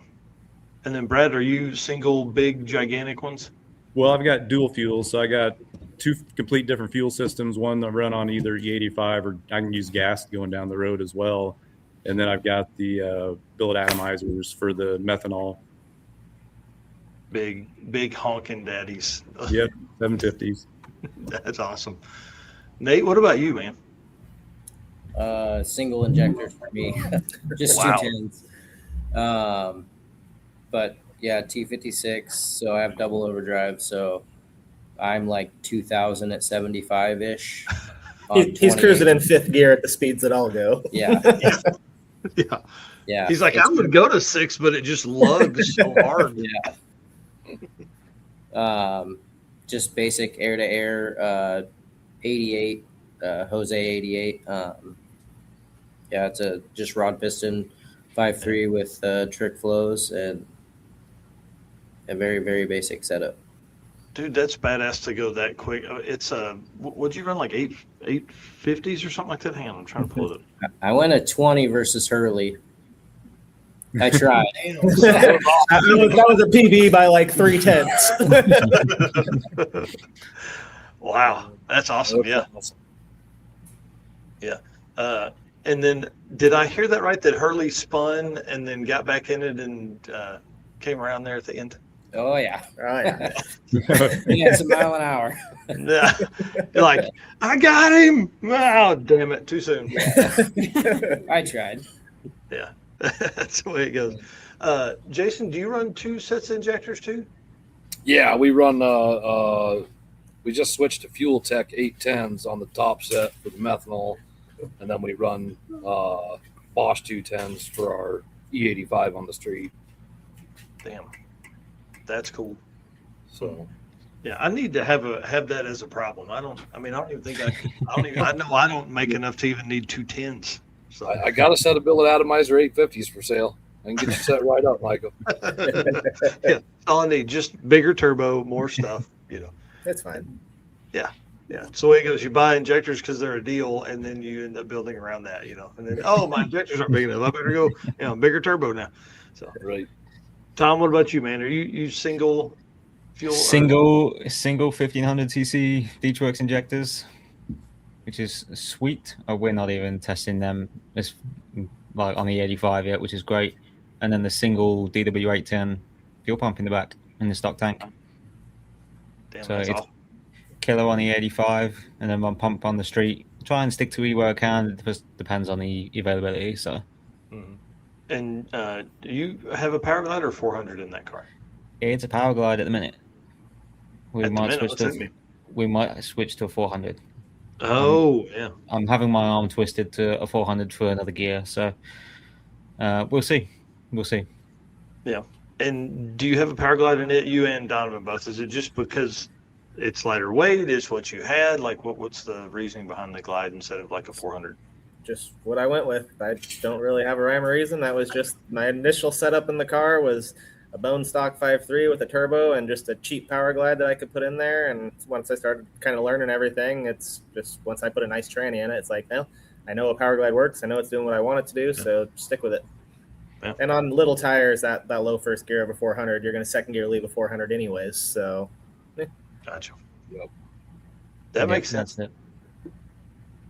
All right. Well, I don't have a ton of notes here because I feel like we could really wrap around some stuff. But I just want to know, how nice was it to get back into the mountains with Rocky Mountain Race Week? I know I asked that question earlier, but like drives, how do you set up for that? Like, was it just nice being back there? Because for a lot of you guys have come out and we've raced at Tulsa and Oklahoma City and all that kind of stuff several times. So was it nice to be back in that and have those struggles that come with racing in real DA compared to, Tulsa and everything like that? Definitely for me, it's Rocky Mountain Race Week, right? So you got to be in the mountains. That's just got to be part of it. And that's been the key part for us and our family all along, is we just love the mountains. We go there on vacation, numerous times a year, every year, and doing this in the mountains is even better yet. So it's great for us. Yeah, the drives are awesome. The flatlands and all that of Texas, it was cool to see and cool to be down there. But I like the mountains. I mean, Washington's full of mountains too, so I'm used to it. I like the views. You know, it's just neat. It's a whole other aspect, whole other test of cars that you don't get on the flats. And instead of a bunch of wide open 70 for 400 miles of nothing, you're up and down and corners, and it's just different. Real street car stuff. You know, our buddy that came with us his first year with the Dart. We had told him, we had explained to him pretty good what the mountains was like and what was like, those drives were like, because he's done Redwood Rally with us over here a bunch. And he said after the event, he's like, you guys told me, like, you told me very well. He's like, but I just didn't understand it until I was in it. And I'm like, oh, shit, this is real. Yeah, that car is so nice, man, especially on the tiny tire like that. It looks so good. Oh, yeah. How'd you talk him into that? Talk him into what part of it? Going on the tiny tire. Well, he ended up actually going back to a big tire after Great Bend because he rolled a pretty good time with the little tires on there, and he's like, well, hell, I might be competitive in Outlaw. So he had the big tires still, so he's like, I'm putting them back on. Oh, that's awesome. Wow. So yeah, did he stay in it after the 8th mile then, and just a little bit, yeah. Yeah. He's same thing with me with the little tires. He's pretty gear bound. Yeah. So. Damn, that's awesome. Nate, with you being a stick shift guy, does that help you in the mountains? Because you can downshift, you can ride that trans a little bit, or I don't downshift it. It's pretty violent. Yeah, unless you've done it or been in it, you would. It's violent. So I'm usually worse off because I'm lugging it so bad. But then it's also got a slipper clutch in it. It's pulling a trailer, so I'm trying not to slip the clutch and. I'll just come to a stop in the front of everybody and start back over in first. Hold please. Downshifting it. Yeah. It's terrible to drive. Man, that's it is nice though because when I used to run rowdy in the car, it had a 400 in it, so it would just coast on hills and stuff. So if I'm smart about the mountain drives now, I don't get into too high of a gear to where I RPM it a little more, but I still have that gear to hold me back on downhills. So that's way nicer for sure. Interesting. Yeah, that's what. So when we were at Drag Week, they had us in kind of some mountains there in Pennsylvania, and coming down, Goldstone lost all of his brakes. They just hazed over, and he was like having to get on the trans brake to stop it. And they were pulling off on in the ditch and shit in the Corvette to get it to stop. So. Yeah, I was hoping that would help you, but downshifting doesn't sound like it's the right answer there. No, for some maybe, but it's violence, and it's rounding the teeth off of stuff every time I do it. So I just try to refrain from doing it. Yeah, I don't blame you. I don't blame you there. That's scary. Hurley, what about you guys, man? So does yours free roll or whatever, however you would work? Oh yeah, I mean, yeah, we're full race turbo 400. We've actually got that Sonic Smart module in ours now, so yeah, it does. Mean? So you got to tell me what the Sonic Smart Tech module. Aaron put that in for us this year. Sold me on it. It actually completely reverses everything about the internals of a turbo 400. So your outer drum no longer spins. Everything that spins is in the center, and you lose about 6 pounds of rotating mass. Your shifts become so much cleaner and faster. It's unbelievable. There's actually a video out there if you go look up the Sonic Smart Tech module where they have a cutaway transmission that they run on a dyno to show you how it all works. It's pretty slick. It's an expensive upgrade. I had to dig in the piggy bank for that one, but it was well worth it in my opinion. Yeah. Wow. But yes, no engine braking for us, but we do have trailer brakes on the trailer. Yeah. You riding those things? Like, I don't know if I know I've never pulled a trailer in that kind of stuff, especially behind a fun car. I mean, some of the really steep grades, we're kind of getting after them pretty good. But for the most part, not bad at all. I've actually had people stop me a couple of years ago on a race week, the last one that was in the mountains, that they stopped me at the checkpoint. I think it was just outside of Bailey. And we're like, hey, man, your brake lights aren't working. And I was like, yeah, they are. They were like, no, they didn't work that whole way down the hill. I was like, I wasn't on my foot brake the whole way down the hill. I was on the trailer brakes. So Damn, that's awesome. they help tremendously. Right. Did everybody pull a trailer except Tom? Yeah. Tom's insane. We'll agree. I am switching to a trailer. I know now for a fact. Yard selling that thing every single day. That got old after the first day, I'll be honest. Dude, how many days for the rooftop tent? Yeah. How many days for the rooftop tent where you're like, hey, can somebody help me put this thing on? Before you're like, I'm out. You can do it with 2 people. Like, it is possible. It's 180 pounds, but it's just the stretching over. If it was a little wider, it wouldn't be too bad. But you're kind of stretching forward, and you kind of shuffle back to the car, and yeah, it's a nightmare. So 4 people, it's great. And just like scrounging around, anyone who's available, like, yep, can you give us a hand, please? Just a little lift. just a little lift on this corner. Yeah. Now put it on that pin.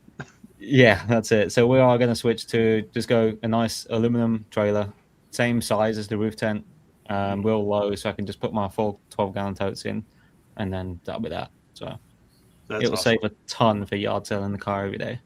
Right. So for folks that don't know, Tom parks that car at like a bunch of different places across the country. I mean, like, where's the car at now? The car is at Alex Arquette place in Texas, North Texas. Wow. So CPT transmissions, which is great. It'll get dragged to Rowdy Street Cars in Huntsville, Alabama, where we'll do a whole bunch of work. Yeah. Some secret stuff. Yeah, secret stuff. We don't want to get into that yet, but it's going to be really fun and very, very interesting. I'll say that. Yeah. All right. So let's see what else. Yeah, best route stop, and why was it Bishop's Castle?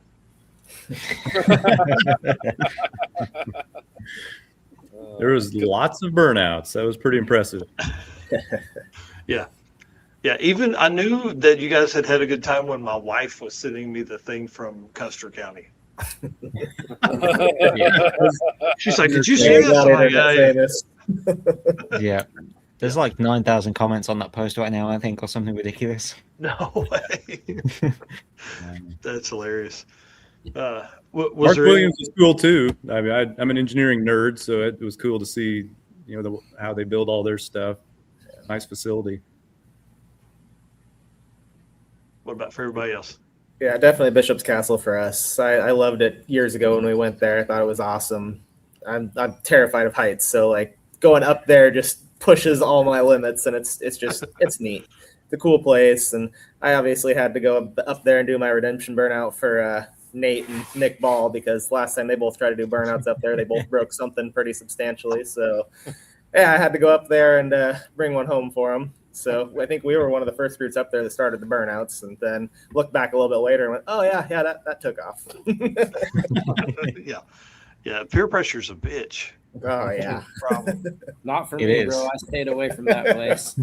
He pushed his car down the hill when we were leaving.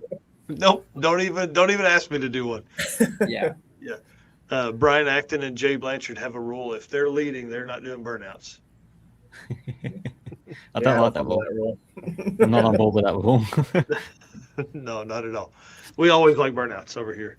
All right, let's. I don't know what else we want to talk about. Let me get this ad read for Deechworks, and then we'll just. I don't know. I don't have a bunch of content after this or questions to ask you guys, but I just feel like you guys are the fastest ones there, and I would hate to not have fun, cool stuff to talk about. Hang on. From street miles to track passes, your fuel system has one job: perform when it matters most. At Deechworks, we engineer high-performance fuel systems built for the demands of drag and drives.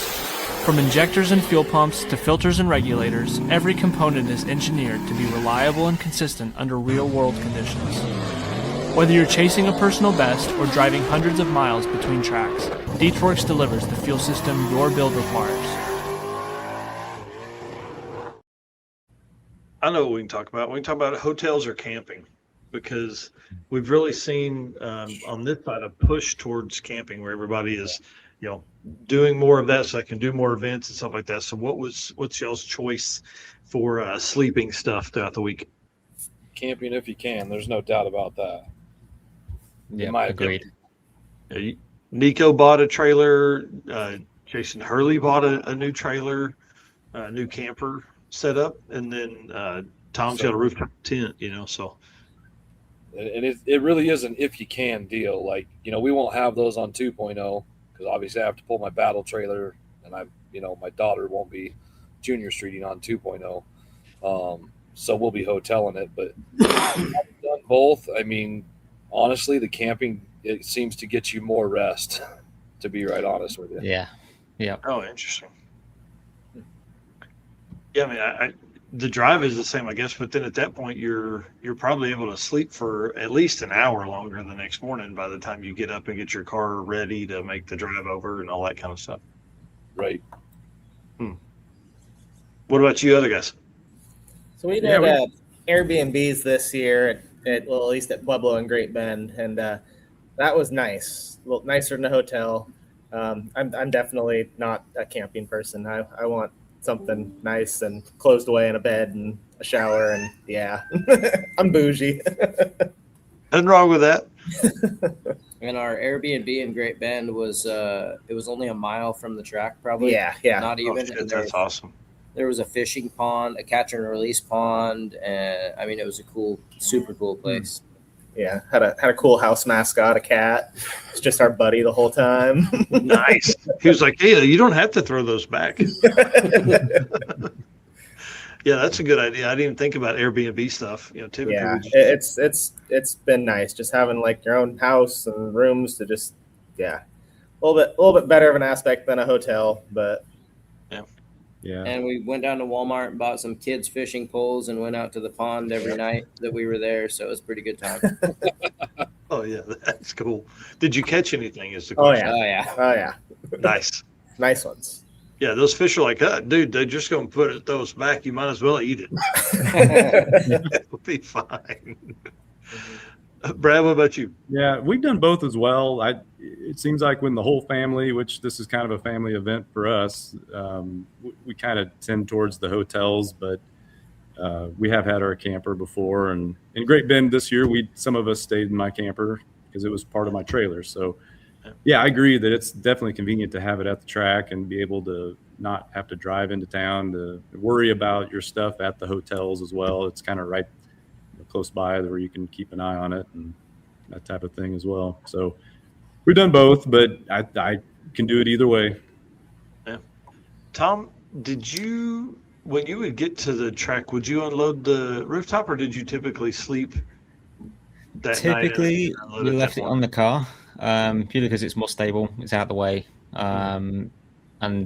It was either trying to find someone to help get it off if you got there really late, and it's like it's just easy to leave it on the roof. I know for the day that we had 2 days at Pueblo, we left it on the floor because again, easier. I'm not going to lift it back on the roof of the car to take off again the next morning. There's no point. But like I say, I've done all of it. I've done hotels, I've done Airbnbs and camping. They all have the benefits. Like I say, I do love a nice bed and a nice shower myself. But then there is the ease of staying at the track. Like, there's not this mad rush to get your stuff turned around and get to the hotel or go and find some food or whatever.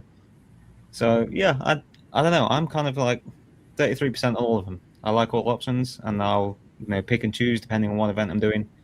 If I'm racing, I'll have the roof tent. I'll stay in that. But if I'm just spectating or whatever, then, yeah, Airbnb or hotel, 100%. How about co-pilots? Obviously, I think everybody at this point had co-pilots. We're glad Nico's co-pilot was with it, except for Tom. Nico's co-pilot was with it because we got some badass burnout videos. So that was really cool. He's a madman. Damn it, Jimmy. Yeah. So did everybody else have co-pilots?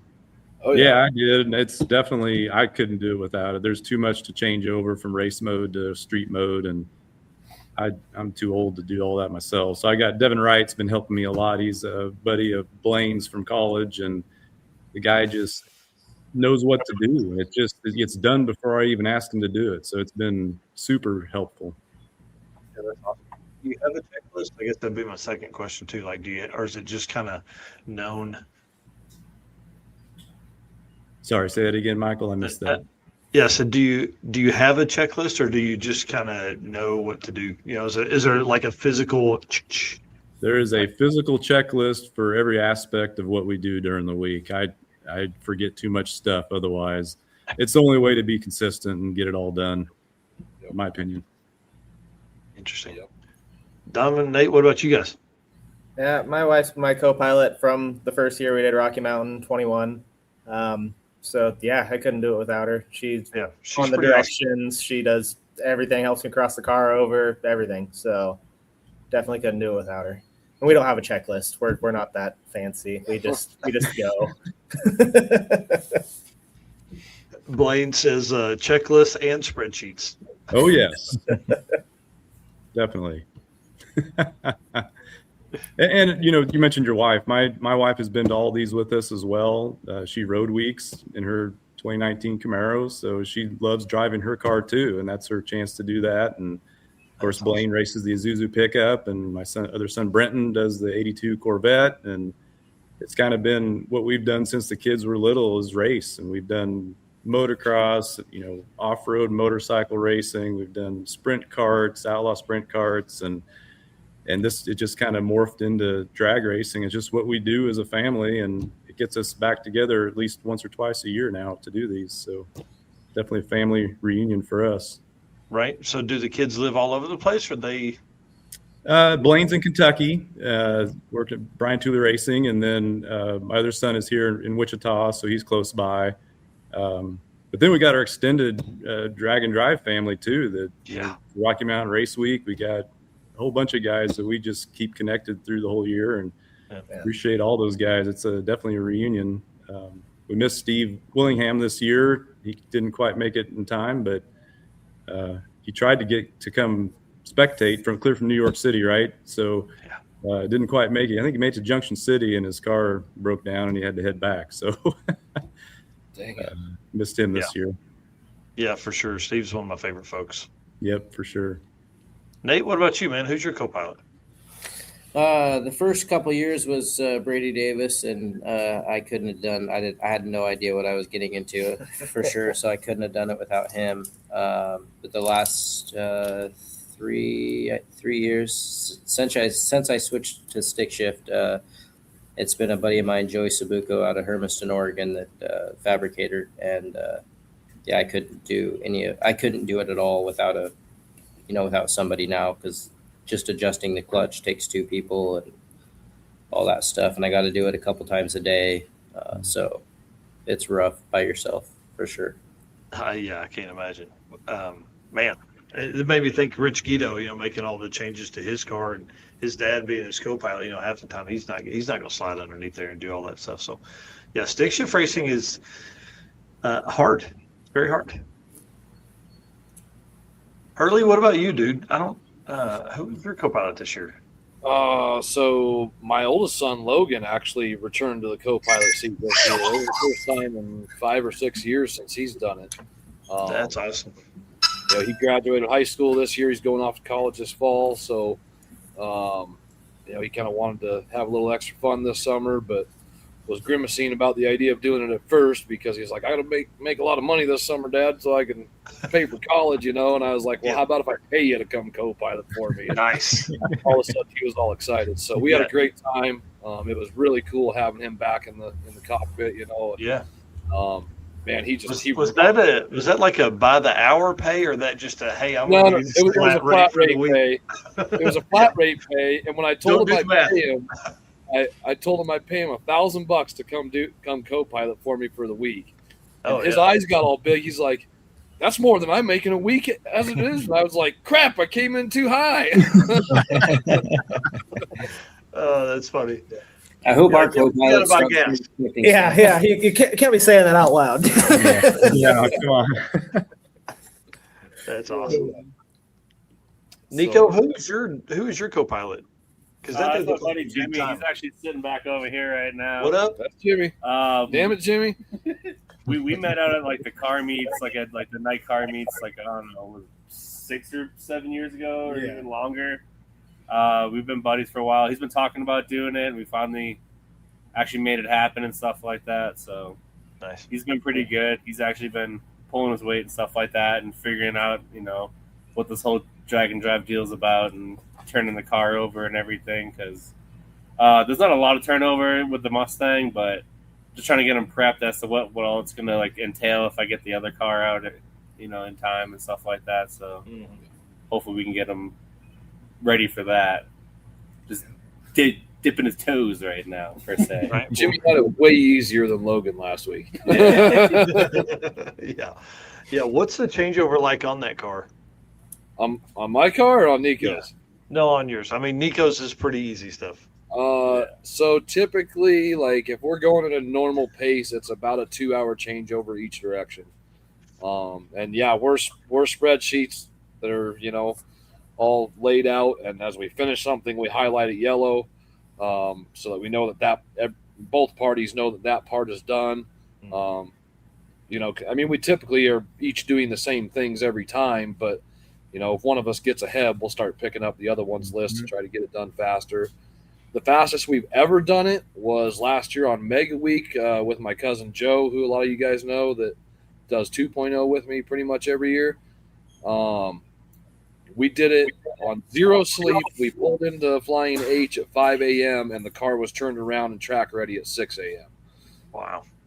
And I don't know if that was just like the sixth wind of the night that came in or what, but man, we were humping it. Yeah. Yeah, Brenton says, I'm in college. Where's my pay? Bring it on. Yeah. We'll get his. Tom, no co-pilot this time, right? Typically not, no, because there's actually not the room in the car because it's full of other bits and there's not enough room for a person. But I had Danny on Mega Week, which was a huge help. We had the trailer, so a lot of the stuff went in the trailer, which was great. And yeah, having that extra person really does help. This one I had Rob Lipensky as my honorary co-pilot, just lend a hand as and where he could, which again, huge help. So having that extra person, even just for advice, my car doesn't take a lot to turn around. It's tires and fuel. That's basically it. We don't even bother changing the tune because it's on a flex fuel sensor, so it does that automatically, which is great. But yeah, having that extra pair of hands does really help. Yeah. Oh, for sure. And Mike, didn't you say it's a co-pilot or cookies? There's not room for both here. Rather have the seat reserved for cookies. Yeah. Yeah.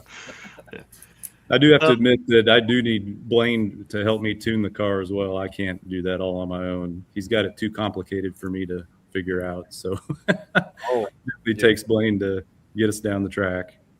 Yeah, you're not the only one. Brent's always tuning mine, so it's me, the co-pilot, plus the tuner. So yep.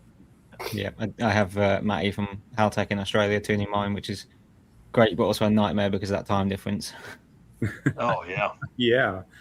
So thankfully I can call him at 3 a.m. his time and he'll answer, but I only do that if I'm really desperate. Yeah, right. You're like, I really want a 950 out of this thing before I leave. How much upper row can I give it?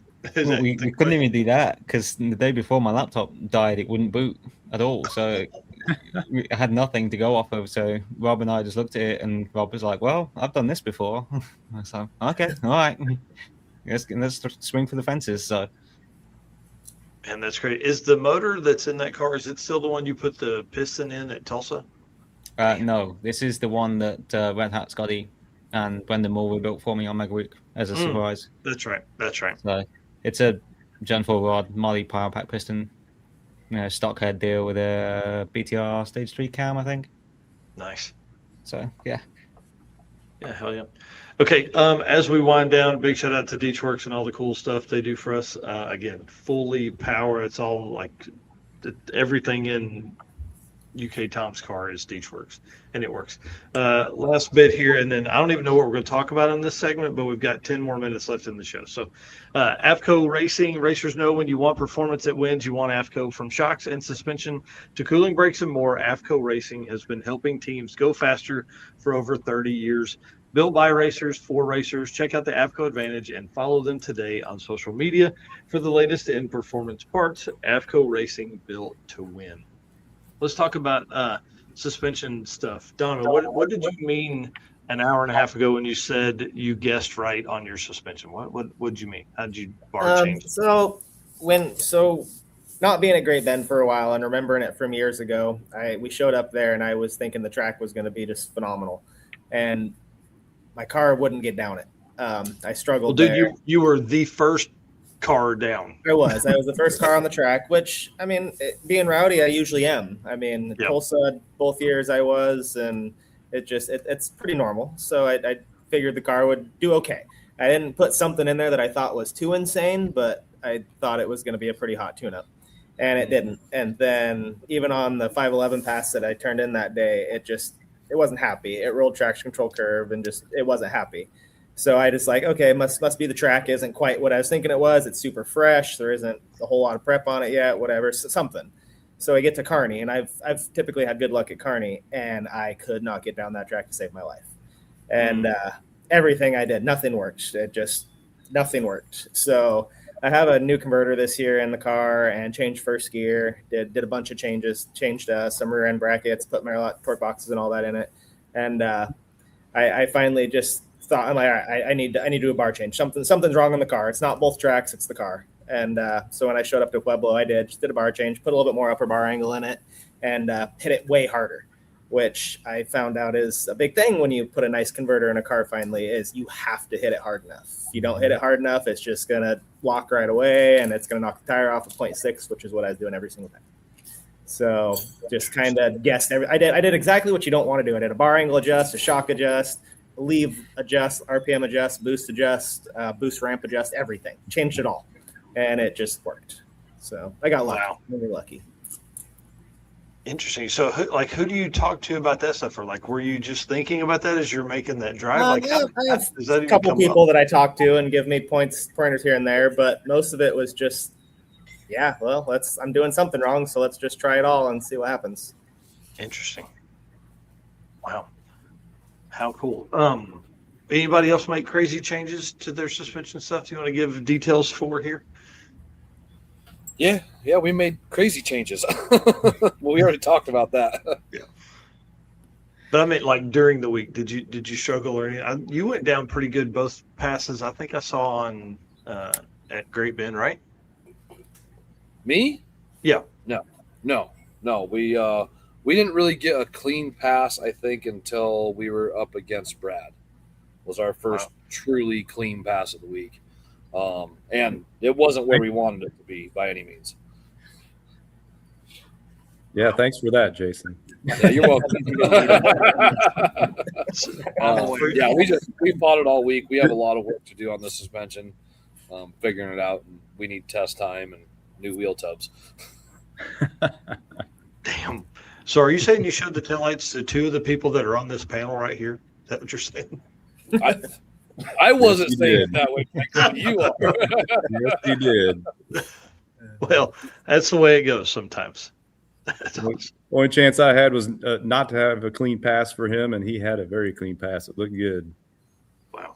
I was just super stoked that that Nathan had a pert PB and Brad and Dustin both knocked the tires off trying to run me down. I'm like, if that's the way that it's gonna come down to that, I want guys doing personal bests and blowing tires off trying to beat me, because it's anybody's race any day. We've screwed it up before. Yep. Yeah. Wow. I just had a question. I can't remember what it was for. Don, but I don't know. I'll think about it here in just a second. What haven't we talked about? I feel like I've just been all over the place. You guys have done great tonight. What haven't we talked about from Rocky? Oh, 4-second passes, bro. Come on. Yeah. I've been trying. I got to get my life figured out. That's all right, man. It would have. So at Pueblo, once I made the big adjust and I started getting my timing dump and all that out of it, the car was going about 800s faster every adjust, and I ended up turning a 505 in there, I think. So I think one more pass in Pueblo and I'd have probably got that 4, but at that point I was sitting at a point where I couldn't get caught in Rowdy for first place, and I had a 400-mile drive to go. So, Yep. and I mean, my wife especially was like, just make another pass, just make another pass. I'm like, no, my luck. I know what's going to happen. So It's always the one more. yeah, just saved the car and made sure I could make the drive. And yeah, I was hoping to get it in the shootout, but then I knew Mark was figuring out his car in a hurry.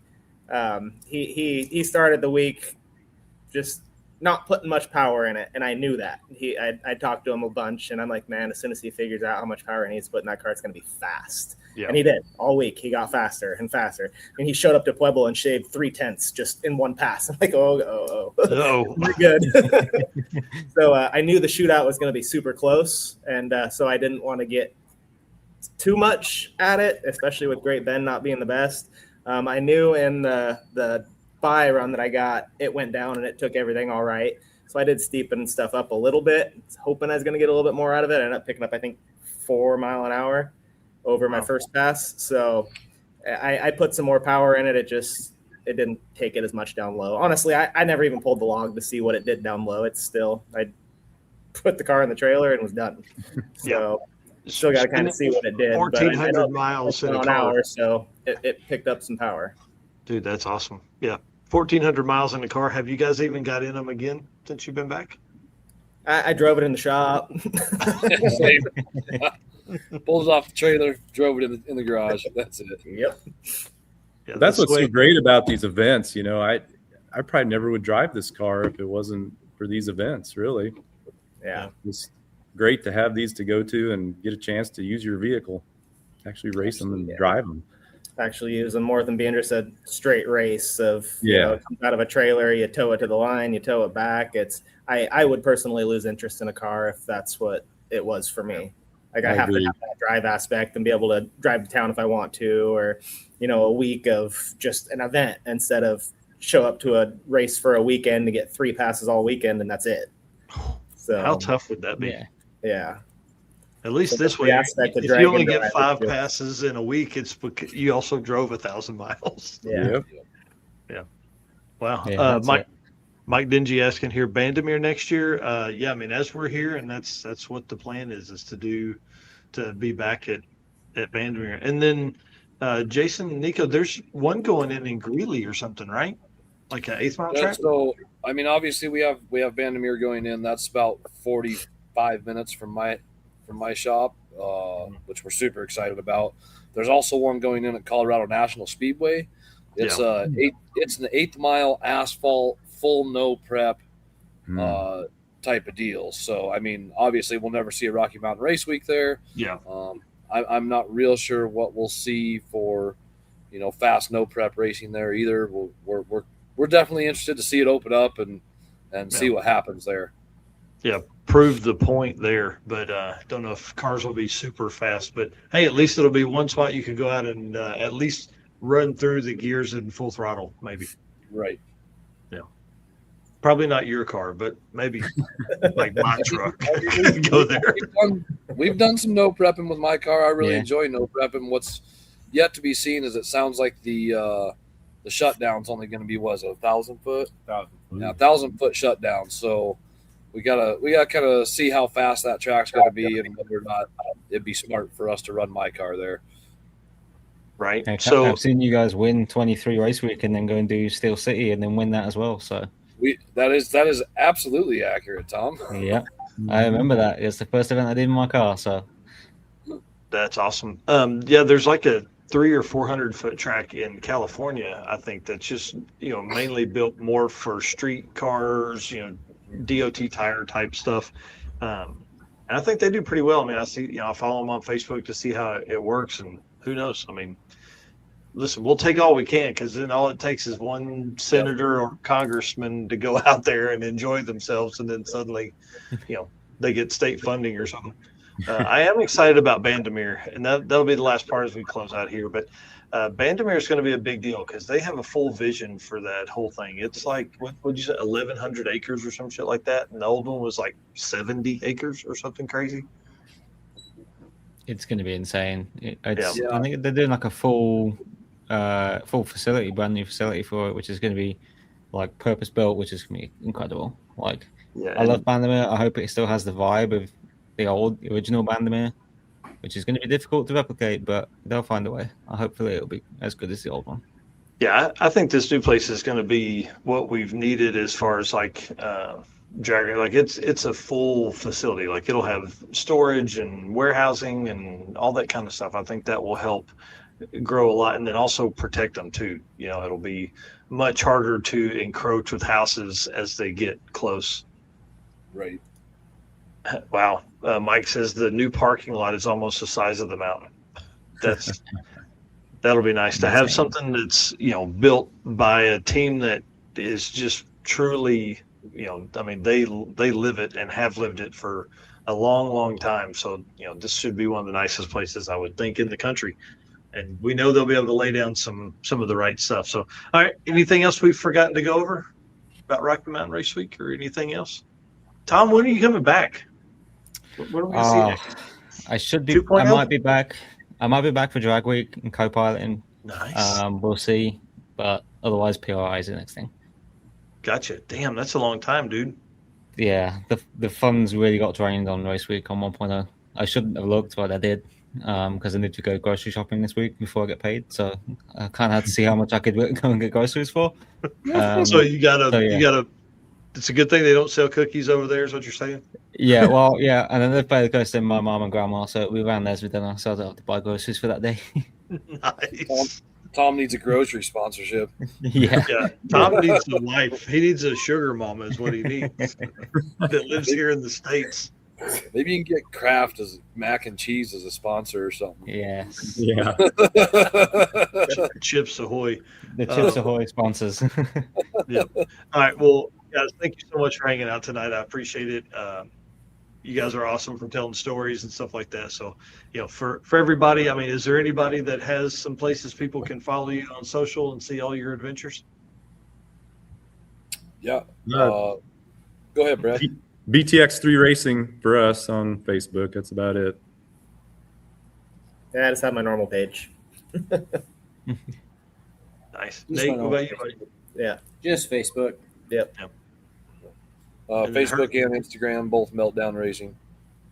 Nice. And then Nico Christofri, is that how I say your last name? Just Nico Christofri on all platforms is where you will find me. Nice. Yeah. Tom? Yep, and Tom Bagley on Facebook and Bags96 on Instagram and YouTube. Sweet. All right, I'm going to kick you guys backstage. You're more than welcome to hang out. We can talk after this, but we'll shut it down. Thank you all very much for coming on tonight. I appreciate it. Thanks for having us, Michael. Yeah, thank you, Mike. All right, y'all. What a fun night, dude. Thank you for coming on and doing this with me, man. I appreciate that. It literally a couple of hours ago. I'm like, hey, Eric is having too much fun to come on tonight. Can you? And you're like, fine, I'll take a nap. Did you take a nap? No, I didn't take a nap. And actually, it's probably the worst thing to do is go for a nap because it's 3:00 in the morning right now, and I'm actually not that tired. So that's awesome. That's the concerning bit. What time do you have to be at work? I had to be working 6 hours. Oh my gosh, dude, you'll be fine. 6 hours is I'll more be fine. sleep than you got all week. It is 5 hours of sleep. That's a lie. That's awesome. Well, guys, thank you so much for being our race car friends. Thanks for hanging out. We appreciate everybody doing all the stuff they did, all the comments tonight, man. It was awesome. It kind of helped spur me on for some of the conversation. I didn't do a very good job of making notes, but man, when you got these badasses on the show, makes it easy. And of course, thank you to our sponsors for all they do for us here and for the stuff they have, they help with in the sport. So Summit Racing, Deechworks, Molly Motorsports, Driven Racing Oil, Howard's Cams, J-Wire Solutions, AFCO Racing Products, Performer Built Transmissions, Car Change 3D, and Low Dollar Motorsports, and of course, Power Tube TV and Racing Junk Classifieds. All right, guys, Eric will be back on Saturday. I don't know if we'll do a show Saturday, to be honest. I have the 2-lane throwdown, so that could be kind of tough. Maybe Eric will just host for this, and I don't know. Maybe he hits Tom up and sees if he wants to do it. You can say I am free Saturday. Yeah, you're not wrong. Nice. Saturday works well for me because it's mid-afternoon. So nice. All right. Well, cool. All right, guys. Thanks, Tom. See you, buddy. Take care.